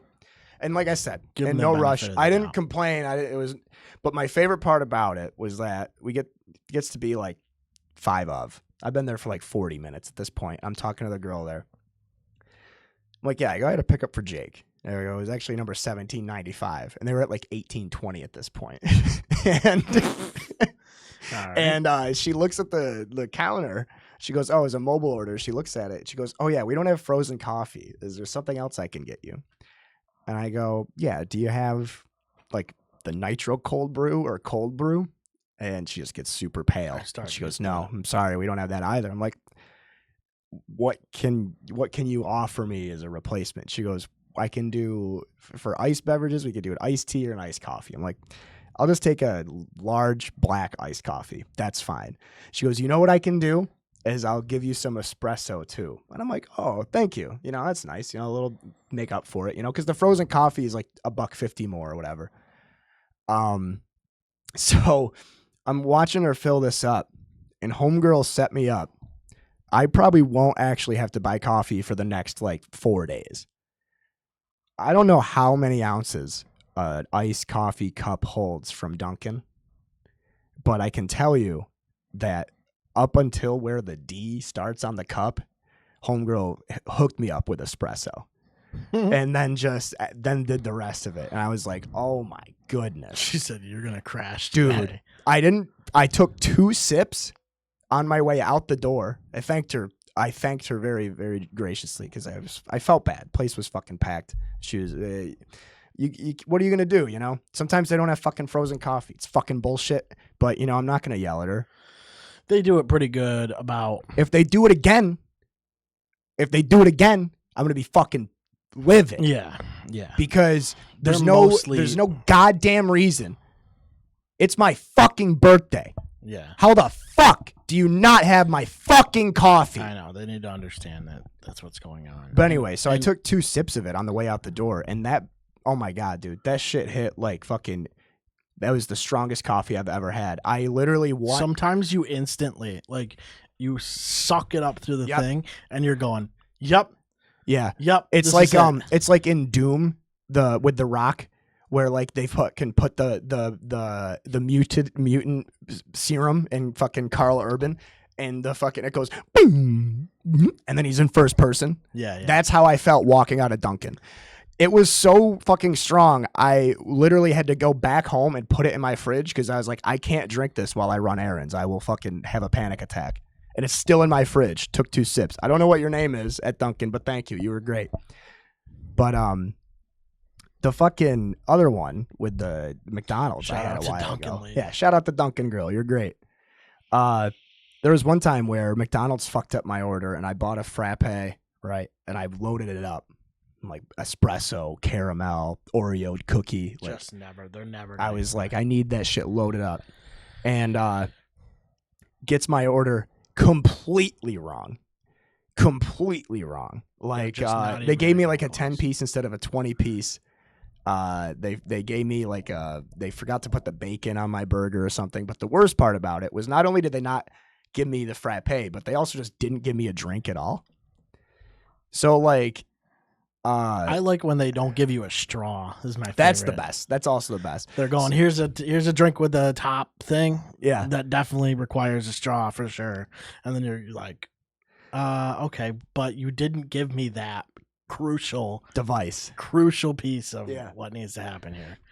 But so I do my thing with DoorDash, do the whole help support thing. They gave me like $12 back out of the 20, which is fine.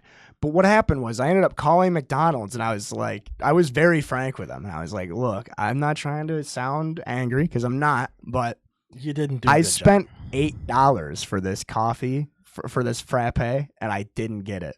I go, but it was a DoorDash order. What do I do? And she goes, you can come pick it up. And I go, I know, can't, but that's not why I DoorDashed. Yeah, I can't. And then so she goes, well, you're going to have to, talk to DoorDash. Da, da, da, da. Hangs up. I'm like, whatever. And I think of something, Seth. And I thought of something, and it was so fucking brilliant. You know what I ended up doing? I went onto McDonald's on DoorDash, and I placed an order for one single mayonnaise packet. And then I forced the order through. I spent like the $5 mandatory with credits instead. Yeah. Shit. I used the credits to get one mayonnaise packet delivered to my house. And then I called them and I go, hey, I just placed an order on DoorDash for a mayonnaise packet. Can you please put the frappe in that bag? And the girl laughs her ass off and laughs. And she goes, yeah, we can do that.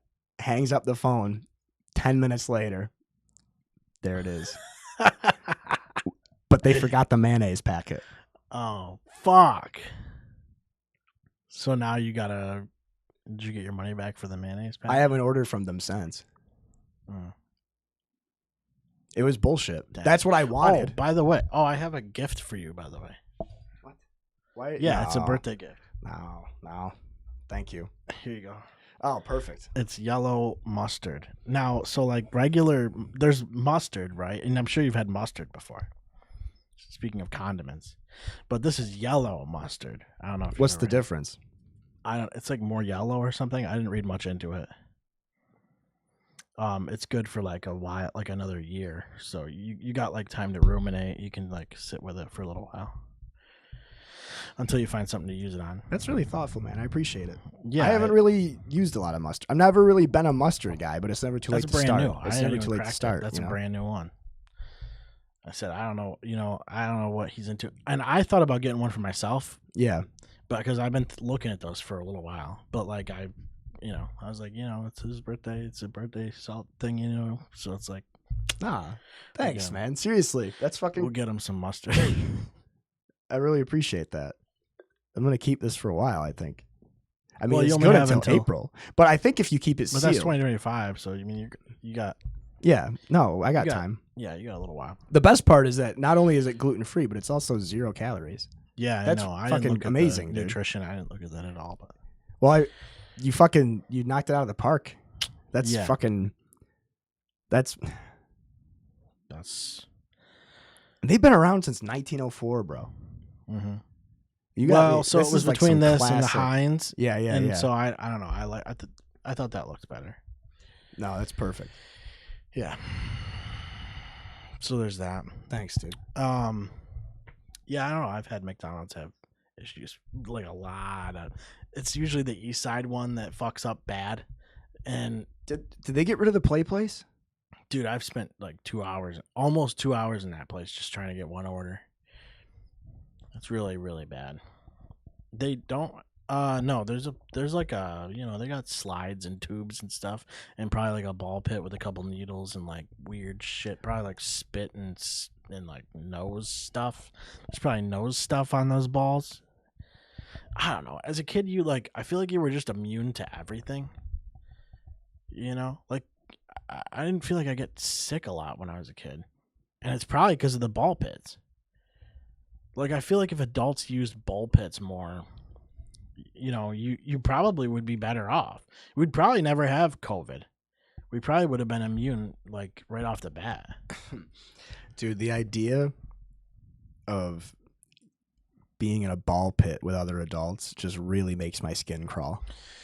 Yeah, and it's like it's not like when you were a kid, like you'll sink to the bottom. My eyebrows are twitching thinking about like how uncomfortable that would be. Like at least when you're younger, you can like surf on the ball. Like you're lighter, so you're more agile. You can be on top of it. But like I feel like you're just gonna sink to the bottom and probably crush a bunch of those plastic stupid fucking ball things. Yeah, guaranteed. So I don't know. That's probably a tough time. If we start making, like, if you guys go to the website there, you know what I mean? Start buying this product, or you start buying our merch or whatever, we'll have money, dude. We'll be able to we'll put a ball pit right in here. Yeah, we could do that. I'll put a ball pit out there at least. We'll do some cool shit, dude. I'll draw a picture of a ball pit right now. Yeah, like I could probably draw one from memory, I would imagine. Yeah. We could do it in your head easily. Well, I've drawn one in my head many a time. Yeah, it doesn't take long. So yeah, I had a weird dream the other day too. I didn't even write this down in my notes. Are you gonna write it It now? was sketchy as hell. Are you gonna write it down now? Or? It's kind of dark, and I really don't want to. Well, you don't have to. be honest with it's you, I'm weird. not It's even weird to bring it up and then be like, it's too dark. I know, but I feel like it is kind of. I don't know. It's weird. Did you do like something racist? No, it wasn't like. So I'm like, all right. So I'm at like the park, right? I'm just at the park. Something racist. It's like dark out. I'm playing Pokemon. So like this is back in Pokemon Go days, like 2016 or whenever it came out. I'm like playing Pokemon Go. There's like one other person in the park, right? And it's like a lady, like a young lady. She's probably younger than I am. She's walking, like I'm walking forward. We're just like looking at our phones, playing Pokemon. She's walking this way, and then I also hear like another set of footsteps on coming from the like sort of behind me peripherally. And so I look and I'm like, okay, there's another guy walking. He just looks like a regular guy, but he like walks right into her, right? She's on her phone. He walks right into her, like shoulder hits her and grabs her and runs. And I'm like, fuck, like I gotta do something here. Like I fucking started yelling at him. I'm like, hey. And like get away from her. You're in a dream too, so it's like you can't really pursue. It just like is how it works for some reason. Like you can't chase him down. Yeah, I've never had. You can't have like a happy ending. I've never had a dream where I chased down a pursuer. No, I always basically just let like them be. witnessed an abduction, and I'm like, Yeah, it was fucked up because it was like just a regular, like I don't know. I woke up at like 3 a.m. or some shit, and you just wake up from that, and you're like, why? Like, why is that what's going on in my head? yeah. No, Like, that's why tough. was that scenario a thing that came up? Especially like to the point where you remember it. Like dreams like happen, boom, boom, boom. Like they happen fast. Dreams, like you have a lot of dreams while you're asleep.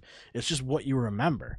Right. And I think that like the ones that are the most emotionally like distressing are the ones you remember, which is why people have nightmares so frequently. I think that's part of it.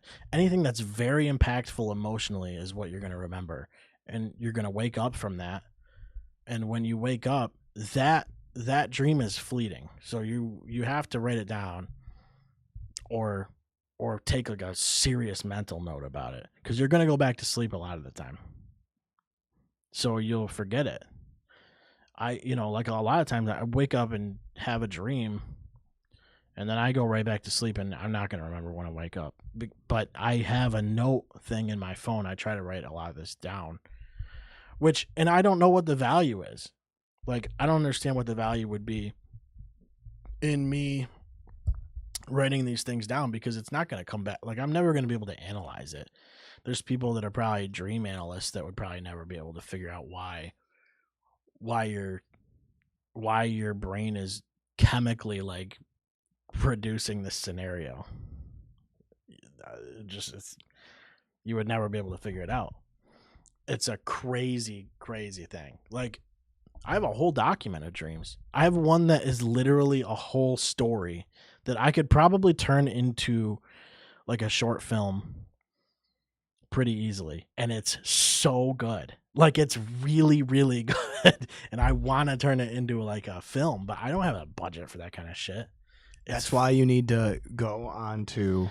But that's in my head. Like, I came up with that. You need to use our promo code and get this cool energy drink, so that way we can fund our short film project ideas. Well, it's just weird. Like, you are coming Seth's up with that. literal You're the dreams. artist.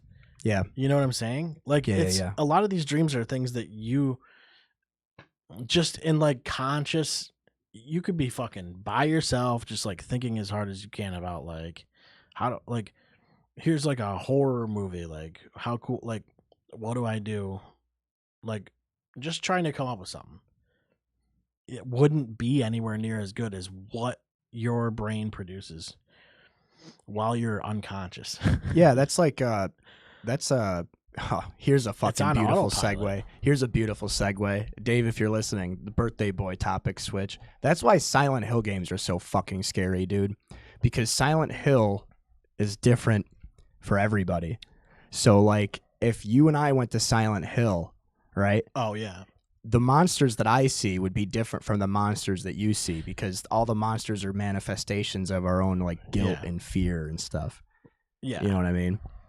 Like, yeah, that's cool. you're wicked spot on about that because there is nothing more frightening than the unknown. And the only thing that's more unknown than why we dream is like, you know, the ocean and space. Oh, like fishes and stuff. So We got fishes. land covered. We counted all the beetles. We're good. We need to find out where all There's the birds a lot are. of water. Why don't they do Google Maps in the water? I know. Throw the little fucking thing down there and do the up.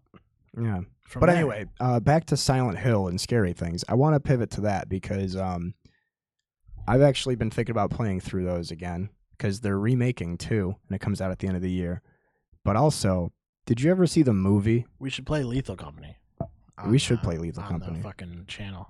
That's fun. But did you ever see the Silent Hill movie?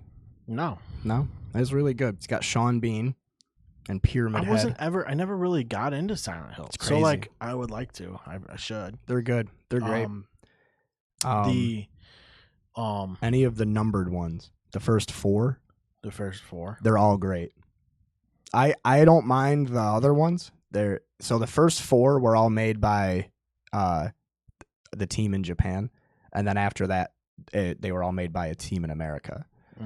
So Team obviously they're going to be worse. Team America made them. Yeah, Team America made Silent Hill Shattered Memories, and that's exactly what they did. Yeah, But those are different though, because they're not like you like the Resident Evil games. They're kind of compared to Resident Evil all the time, but I think it's only because they're both old school survival horror because they really don't operate the same at all.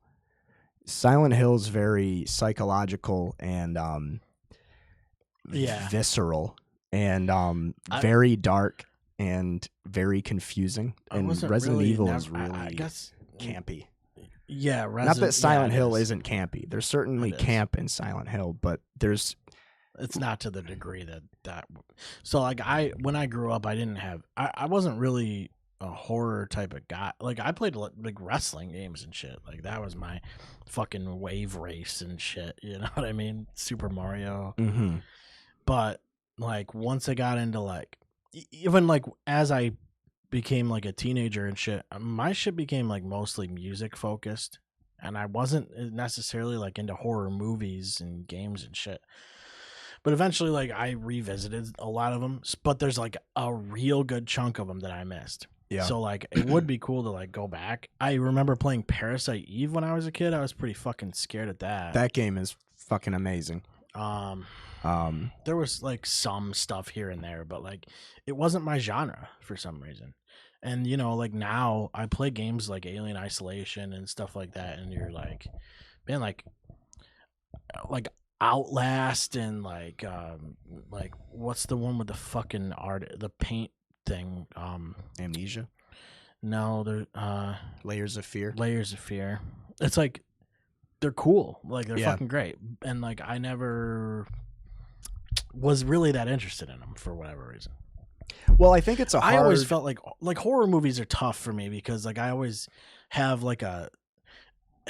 It's like it's weird because like I suspend disbelief when I watch pro wrestling, but like when I watch horror movies, I'm like, this is some fucking dumb bullshit. Like it's so stupid. Like and it doesn't make any sense that I do that. I think it comes down to it like for me and personally, like growing up, horror movies were, other than sports, horror movies were like the number one thing that my dad and I, that was like our thing. We were always trying to find something to scare the shit out of us. So it was like almost like a competition, and we still do it now, where we're always trying to find horror movies for each other. Part of it too is I always watched horror movies at my friend's house, which would make it way worse for me. Yep. Because like I'd have to spend the night there, and now I'm in some like weird other place. Yeah. And like everything's making a noise. Like I don't know the normal noises there. So it was freaking me out a lot more. And like I watch shit here, and like I've only been here since October of last year. And like even here sometimes, like if I watch a horror movie, I know all the sounds of my fucking house, but like you still like there's a mental state that you're in where like, you know, you're so tense in a lot of these horror movies that like you're waiting for a jump scare or you're waiting for something weird to happen. And I think that's like you get put in this, you change gears mentally.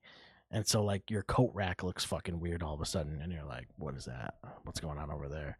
But it's because also you don't really look at your coat rack at night when it's dark in that way. It's not like I'm looking at it all the time. I just know it's there. I'm aware it's there. And I know what it is too. And I don't know. I sometimes you like think you see shit out of the corner of your eye and like sometimes you spin around quick or you go to like after you're done watching a fucking movie and you're fucking going down like a hallway or some shit. It's just a different vibe because you're in that zone. Like you're in a different, which is great because not a lot of movies do that. You can't like watch a comedy and be like, everything's funny now. You know what I mean? Like it's not the same. You're changing gears completely into like this, it's almost like a survival mechanism or something that comes out. Yeah. Big time. You're on like high alert. It's like a dog with like their a fight ears or up, flight like response. like a chihuahua with their ears up. Yeah. I fucking last night I couldn't get to sleep because fucking chorizo kept going every like I don't know 10-15 minutes. Where is he? I'm like, what is going on, dude? What is happening? Eventually he like barks loud, and then so Pax barks too. She's fucking wicked loud, and she didn't wake up. So I fucking got up and straight up got out of bed, and I go out into the fucking kitchen, and I'm like, what is going on? What are they fucking yelling at? And I hear voices. I hear like a guy talking. He's like, I don't know, just hanging out right now. And I'm like, what? It sounded like my window was open in the kitchen or something. So I like walked out there slow because I'm fucking freaked out. And my Google Home is playing Kill Tony. Oh my god! For no reason, and I have no idea how it's happening. But Chorizo's been barking at Kill Tony for like an hour and a half. He's just been like freaked out about it. Like someone's out there. Oh my god! Somebody's phone her phone must have been connected to it or something. That's awesome. That's wicked awesome. That scared the shit out of me. That story did. I thought you were going to say somebody broke in and killed you guys. I was gonna know that was could have happened too. I don't know. In a parallel universe, it did. Mm-hmm. I would say play any of the Silent Hill games. If we're going to circle back to Silent Hill, circle back to other scary stuff. You're not really, well, you're a movie guy, but you're also, if you're not into horror, I don't think you can get into horror movies. Movies like for me now too are like, I have to just commit to a movie. Yeah. It's so much harder to do that because you watch, like the only movies that I know you watch are Interstellar and 2001: I like Space Odyssey. epic sci-fi. Yeah, you like and I also wicked like, fucking long. Like you want to be able to sit and you're like, I'm gonna spend my whole afternoon watching this epic movie. I want it to be dense too, like Clockwork Orange. Right. Like, like that's my favorite movie. Yeah. But like I also like there's no comedies anymore. So it's like unless you're hitting like an epic sci-fi story, like even with Dune, I haven't watched the second one completely. I fell asleep. Like I meant to watch the second one, and the first one's cool, but like these universes, like the big universes, are what I want because I want to be able to like even afterwards. So I think what it comes down to is sometimes when I watch a movie and it's good, I go, okay, well, I want more, right? So, but with Star Wars and things like that, there is more. So you can always fucking go on like Star Wars Wiki or some weird shit and find out more about these people or find out more about the lore. And I love that. And I think that's also another pro wrestling thing where I'm like, oh, there's like a storyline here, you know? And it's like, I think that's why I want something big when I watch a movie. And you know, like with horror movies, I watch them. That's cool and everything.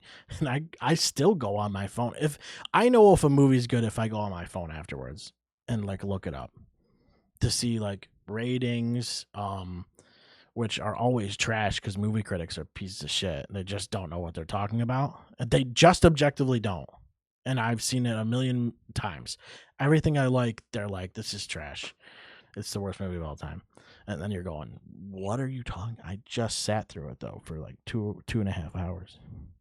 You're wrong. You're just wrong. Yeah, this is the thing is you're not allowed to say a movie's bad if you finished it. That's the number one rule.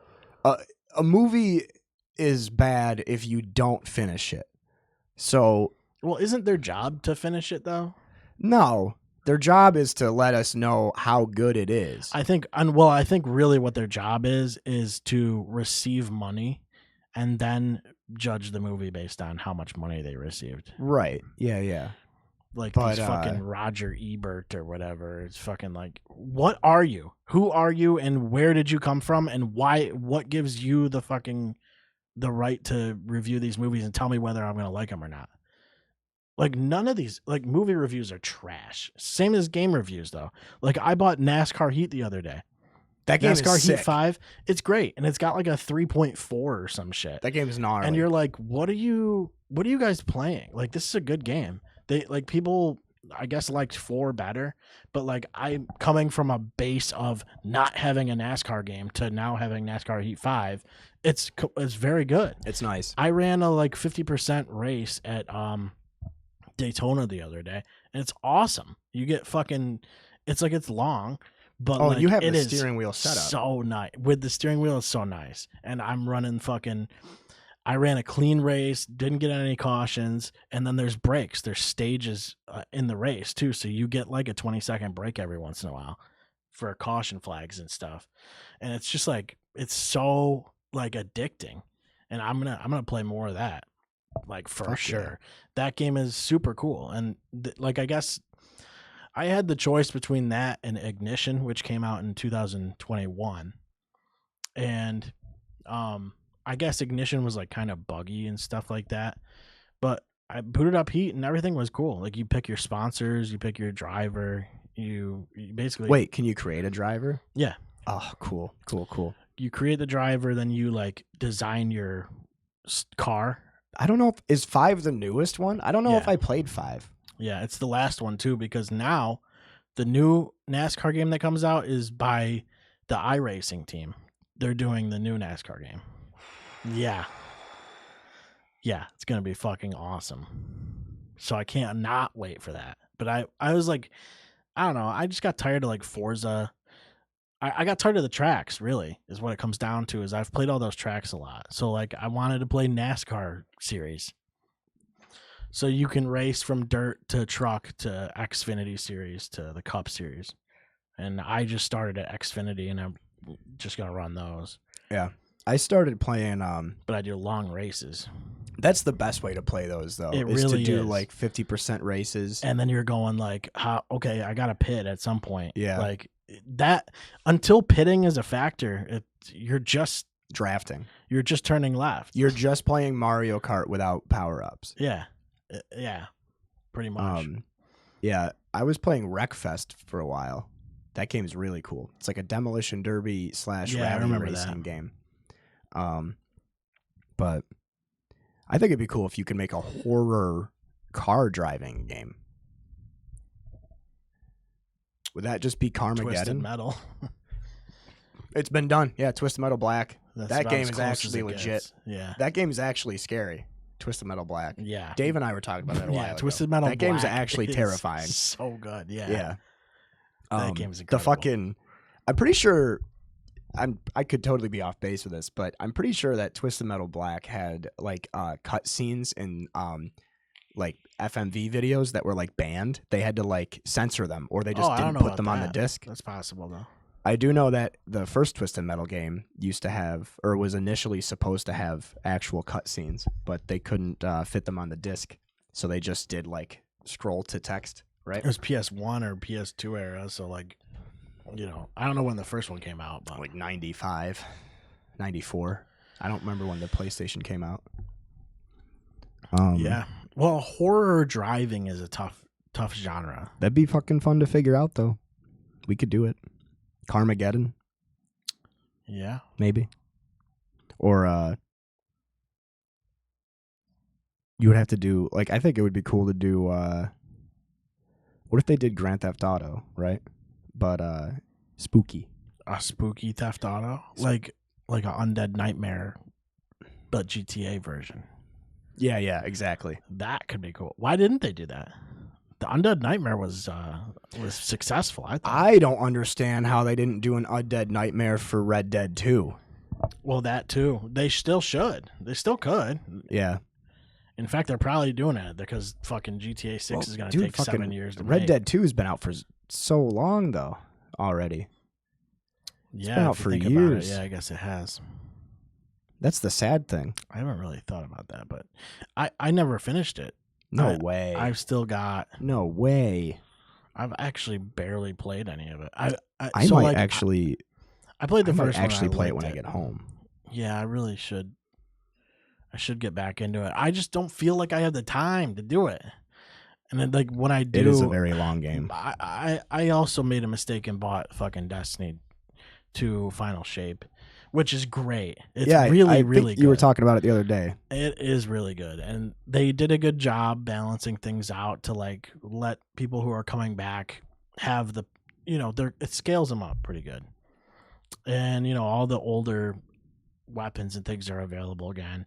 It makes a lot of stuff viable, which is nice. But my problem is now it's like Destiny 2 is a fucking investment. It's a time investment. Yeah, so it's big like, time. I can't. And like I love it for like being able to just pick it up and shoot shit. And that's perfect because I'm always scaling my level. And yeah, I'm not going to be max level or whatever, but like I love progress in video games. And it's always there in Destiny. You're always working towards something. And I don't know if there's a first-person shooter that feels better to play. It just feels so good. It just does. And it's undeniable how good their gunplay is. And that's Bungie. They understood it. They're just something... Bungie, it clicked with Bungie. They just knew how to make a game that feels good. And they didn't stray away from it. Destiny 1 and 2 kind of feel pretty much the same, but they didn't need to change anything. And they're going to probably make a third one. But this expansion is the last expansion. They're just doing like episodes from now on. So it's like stuff, and the biggest gate was like paying the money. And everything was on sale when I bought the Final Shape. So I only paid like $15 for the stuff I didn't have, which was like, I did the math like a while back. And I might even have said it on the show at some point. And I was like, it would cost me like 200 and something bucks to fucking get it back into Destiny. And it's like, okay, for $15 and then plus the $50 for the new expansion, I'll do it, whatever. And it's great. It's really cool because you're like, your new class is a prismatic class. So you can take like the grenade of a certain subclass and you can take the melee of a different subclass and like all of your perks. Yeah. Yeah. So you can build your own subclass with all of the, 6 subclasses there is now. 7. Solar, Void, Arc, Strand, and the Stasis. So it's pretty cool. I enjoy it. But I didn't even know that there were 5. Lightfall and something Beyond Light both had new subclasses. There's also new enemies now too. So they did add a lot of stuff. So I say props to them as far as that goes. They did a good job with that. That it's always been a good game. Like Destiny's always been great. It's just people have an issue with their model.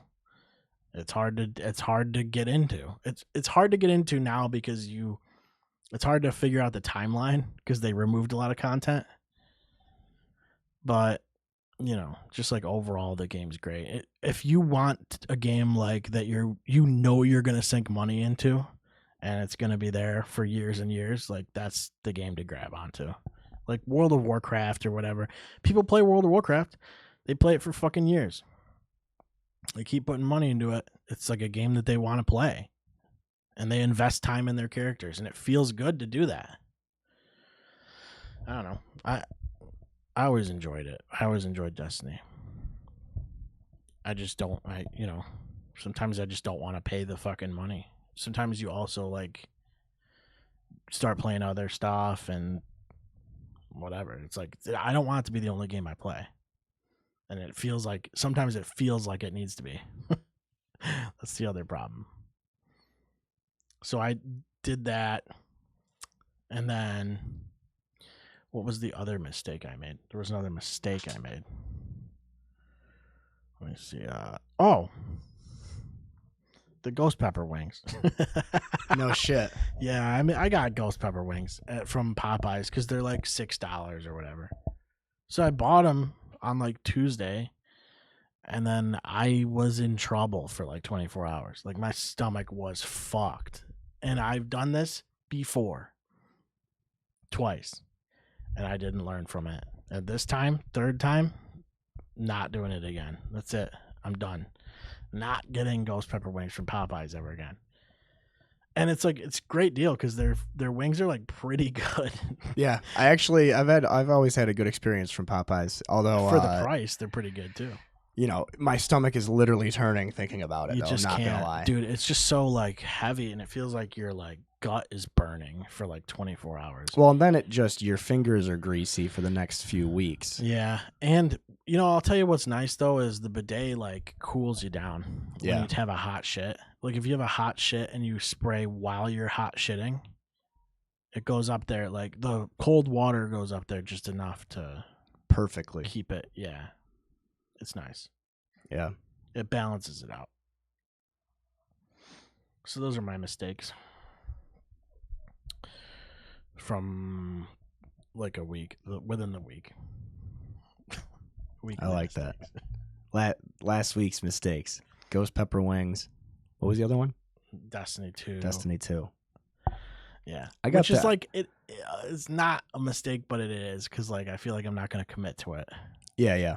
I got the Elden Ring DLC last week, and it got me back into Elden Ring. And I have put about 60 hours into this new character. I started him a few days before the DLC dropped, but I have more hours in this character than I did my first guy from when the game came out 2 years ago, and I'm actually still at the same point in the game because I haven't even gotten close to starting the DLC, but there's like a whole, I don't know, third of the map that I never discovered last time. I'm not even shitting you. And then I also found out there's an underground. Like I knew there was an underneath part. I knew there were certain underground areas, right? But I didn't realize how fucking big the fucking map is. I have a lot of problems with Elden Ring, but it's also a really, really good game. But I think if there's one word I could use to describe it, it's impressive. It's just like one of the most impressive games I've ever played. It's definitely not my favorite. It's not my least favorite. It's like I'm not a Souls type of guy, so like I'm wondering if Elden Ring is like, is it more forgiving or less forgiving? You think there's no difficulties in these games? No. So that's part of the thing is like I couldn't find a good entry point. And also, if you're gonna get any into the games, I would get Sekiro. Okay, that makes sense to me because it's single player, it's one story, and in my personal opinion, I've never finished it. It's hard as fuck. It's probably the hardest in the whole. What about out of all the fucking their games. Pinocchio one? Oh, that's not even the same company, but that's a great style. But that's a great game apparently. Lies of P. Yeah. But Sekiro is just. Once you play that game, you will never That's ever. From Soft? Yeah, but it was published by Activision. It's very, very good. Was that PS4? Yeah. Okay. It's it's got the greatest combat system I've ever played in a melee. It's better than The Witcher 3? Everything is better than The Witcher 3. Literally. I'd rather play Fighting Force. I'd rather play Ball Breakers. I'd rather play Godzilla. I'd rather play Power Rangers. I would rather play Blitzball. I would rather play Tactics. I would rather play Assassin's Snake Creed? Ball. I would rather play Far Cry. Do you think Assassin's Creed's better than Witcher 3? Yeah. Big time. Wait, which You do? Assassin's Creed? The The new ones? Any of them, I guess. I would 'Cause rather it's play similar style. I haven't played any of the new ones. The last one Did I you play played, Valhalla? the last Assassin's Creed game I played was Brotherhood. No, Unity, maybe. Revelations. I didn't play Unity. It was back when Ezio was the guy. I still played. The last one I played was Oh. Ezio That was like 2. and like then Black Flag. 3 was John Marston. John oh, Redcorn. Fuck, who the fuck was 3? I barely played 3. 4 was Kenway, and then I didn't play really anything after that until Valhalla, which I liked Valhalla, but it's the same. It's the same thing. You're just. It's a lot of fucking running around. Like, the scope of the game is cool. I would rather play Siphon Filter. I'd rather play Ratchet and Clank. I'd rather play Jack and Daxter. I'd rather play Shrek the Third than The Witcher 3, which sucks because I really want to enjoy it. Yeah, But like, as an RPG, it's really good. It's just, I guess I think I would rather I play The think there- Witcher 3 than Sly Cooper. Like, There's if you plenty of people gun that- to my head, if you're telling me Sly Cooper. Witcher 3 or Sly Cooper, I might have to go with Witcher 3. Yeah. I didn't mind the combat just because I wasn't that wasn't what I was focused on in that game.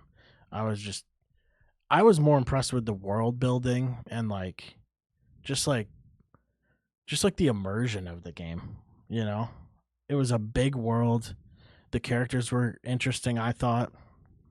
I just didn't care too much about the combat. I never used oils or anything like that. I was pretty fucking bare bones. Dude, as far I as tried combat every goes. oil I could. I did. I tried smoking every oil I could to get myself into the combat for that game, and it never fucking happened.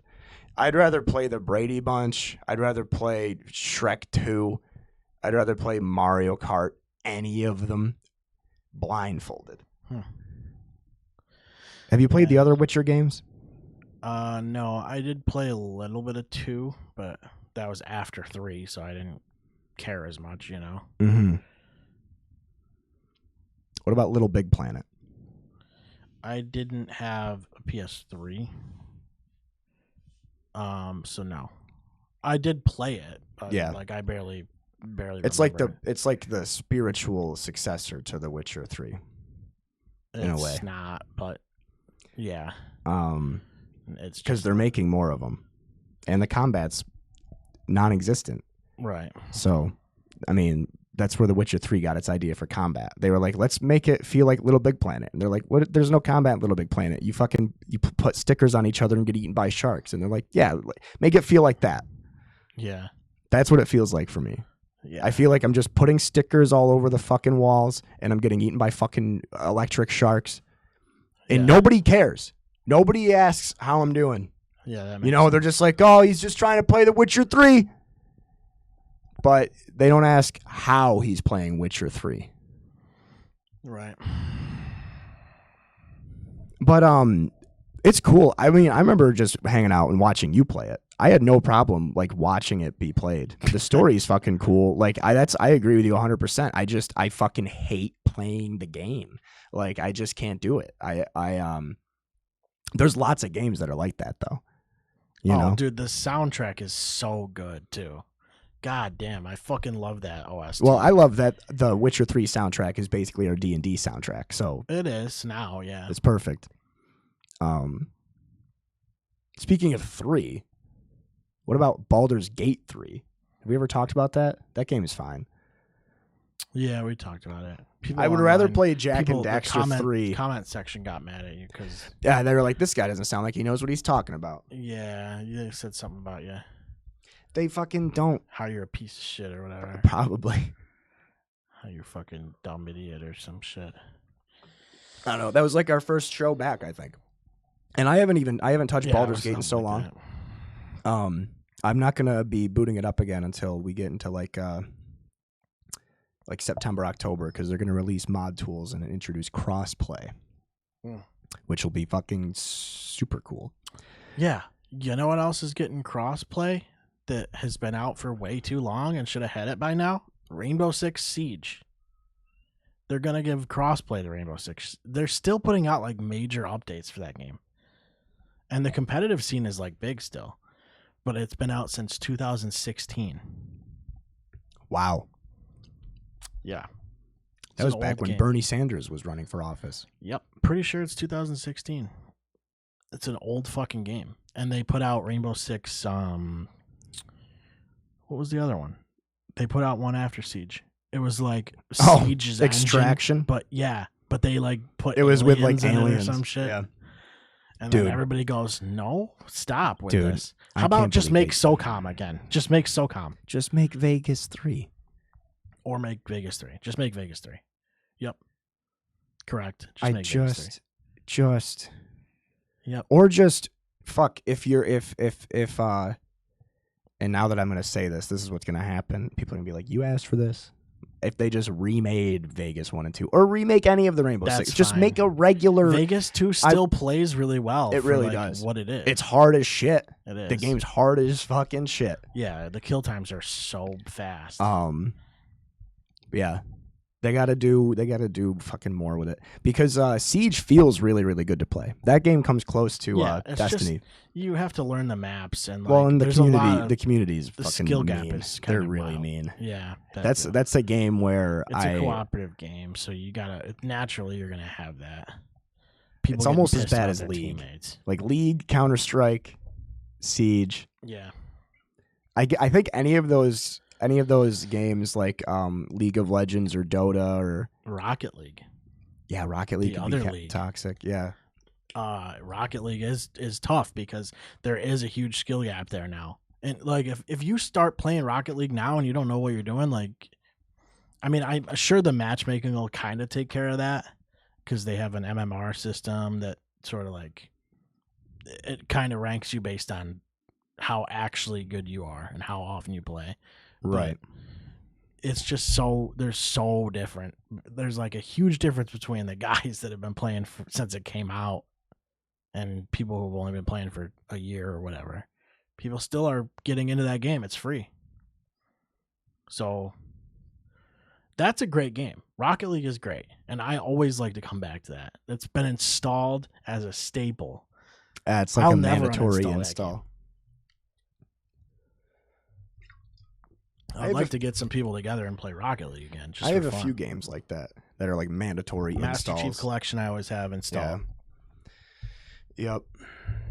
I think mine are all mostly single player games. It's like fucking it's like Skyrim, Dark Souls 1, and I got Silent Hill 1 and 2, and I think the original Resident Evil 3, Yeah.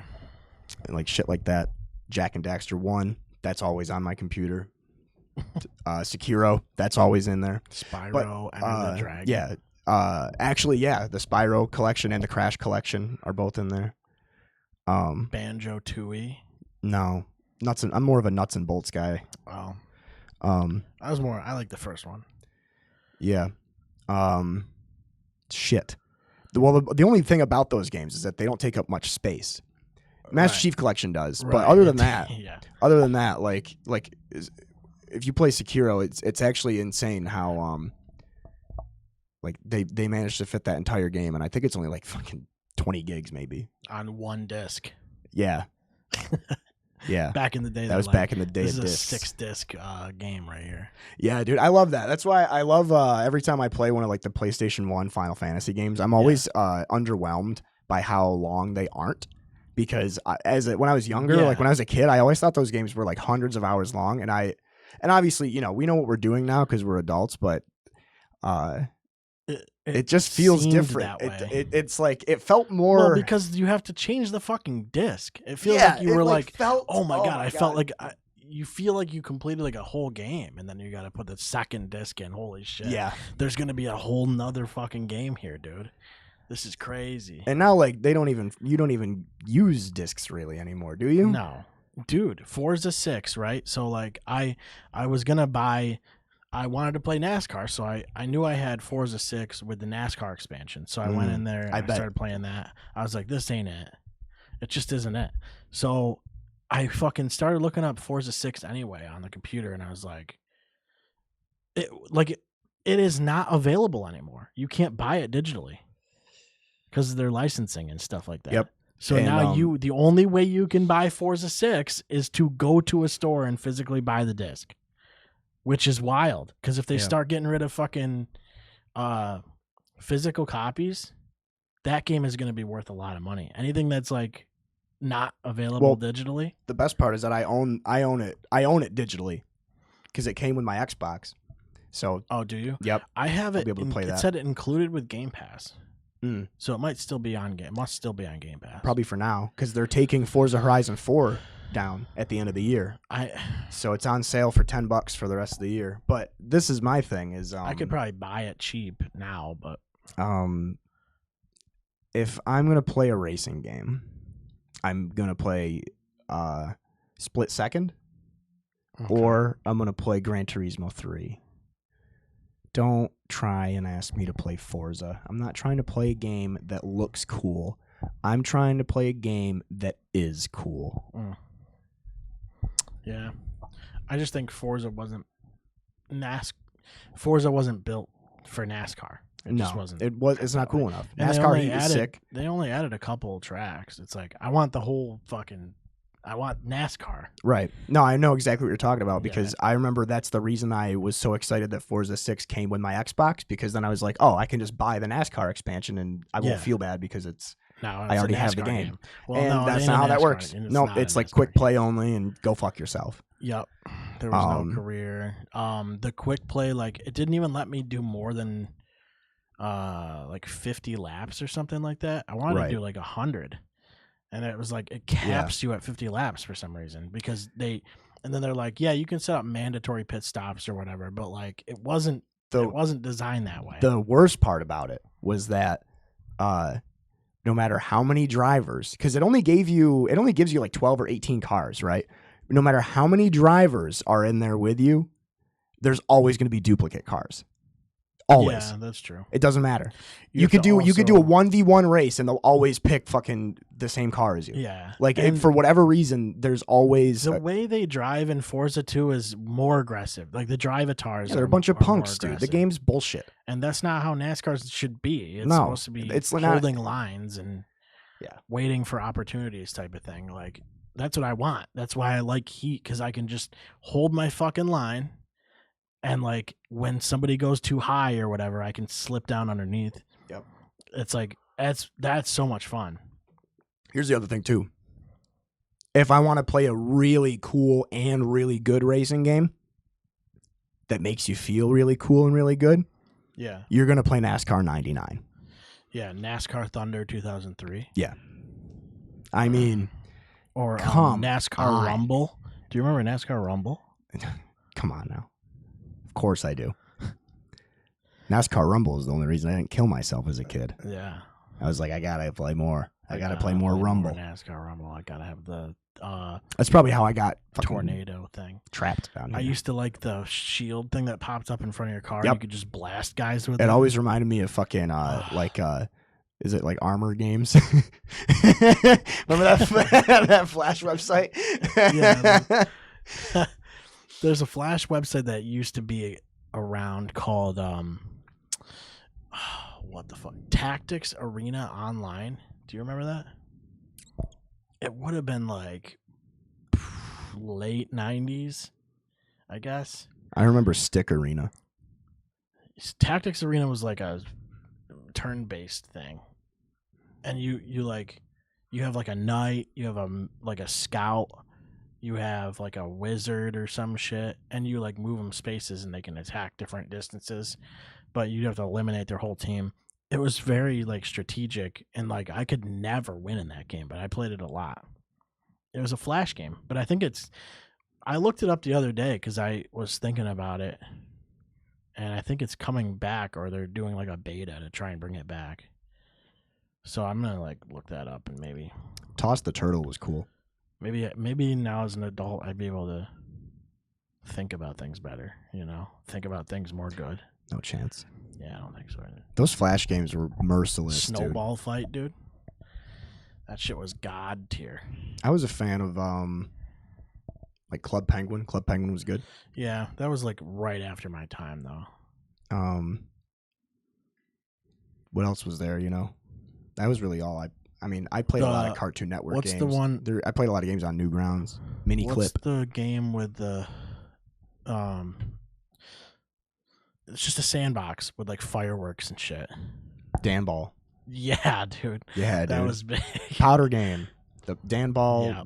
The Powder Game. Yeah, dude. That game was sick. Yeah, that was big. That game was nasty. Just making fucking like psychedelic fucking patterns and shit. Just and fucking around. And just like mixing the elements together. So stupid. Yep. Oh man, that was the shit. I haven't thought of Dan Ball in a minute. Yeah, bring it back. Remastered. Yeah. That'd be sick. That'd be sweet. You know what's a cool Unreal game? Engine 5. Have you ever played XO1? Yeah, dude. With Dude, the that game's fucking super the good. ball that flies around and Yeah, shit. it's Oh wicked my fun. goodness. You turn into a disc and shit and Yeah. soar around. I guess that game is coming out of like early access. So I might play it again. It was That short. might get people back into discs. It's short, so I feel like I'll just play it again and fucking it's only like a couple hours long. Right. It's fun it's like a physics based game. And also, yeah, I think you're right with the disc thing. Same. Get people into discs. So, I don't know. I feel like we've been doing this for a long time. Yeah, it's been like 2.5 hours. Oh my God. I'm cooked. Yeah. Well, it's a special birthday edition. It was fantastic. Thank you again. Yeah. Fucking, this was the best day Yeah. ever. Happy birthday, man. I'm glad we get to do this together. Same. 'Cause I wouldn't see you as much. I really wouldn't. No. And Which 'cause- sucks, but like Yeah. we're just adults and we don't live like 2 blocks away from each other anymore, and Yeah. just life. But Yep. no, it's cool. We do got to do more shit, I think. Oh, other yeah. than the Yeah, podcast. we need we to need to start being friends again we and gotta hanging put out and things stuff more. in a schedule. Too, Yeah. and Yeah, be yeah, like, yeah. This This is is the day what we're that we're doing. doing this. Because like as long as we can line things That up way with there's other a people- commitment. Yeah. Yeah, yeah, yeah. Yeah, because it's tough to get a hold of people. Sometimes, like, dude, like after I get out of work, sometimes I fall asleep or whatever, and I'm fucking out, and then I'm like up for 2 hours to go back to sleep or some Yeah. shit. It's like we need to like if I know I am doing something that night, I'm gonna be up. So unless I fall asleep, I guess. But usually I don't. I thought yesterday was Thursday, and that fucked me up. I was like, fuck yeah, I was all hyped up for the podcast, and then I was like, oh shit. Yeah, we ain't. Oh yeah. Dang it. We got a while. Did you wait here until then? Yeah. Crazy. Yeah. Crazy. All right. Yeah. Hell yeah. That's it. Yeah, anything to plug? I don't know. Just our dubby.gg. And use our promo code Clear Shots. Hell yeah. And 10% if you off. want, I got a podcast with my buddy Seth. We're basically on all platforms called Clear Shots Podcast. And if you go to w.gg and use promo code Clear Shots, you'll be able to make us a lot of money, and we'll be able to make a cool short film about how much Seth loves abducting women while he And- plays Pokemon Go. And we get a ball pit too. And we get a ball pit, which you'll get to see us get really, really sweaty. Like, Sweatier than we are usually. yeah. Yeah. Yeah. Big time. Yeah. There's that. Check out the merch because we got some stuff on there. I don't know. Buy a shirt, guys, for fuck's sake. My friends call me Madman Sweat. It's not that complicated. Don't you guys wear shirts? Don't people wear shirts? Like, what is that? I feel like people wear shirts. I never wear shirts when I'm home. That's why I'm not ever here. All right. I hate putting a shirt on. All right. That's it, everybody. Thank you for watching. Love you, man. I love you too, brother. Take it easy. We'll see you guys in 2 weeks.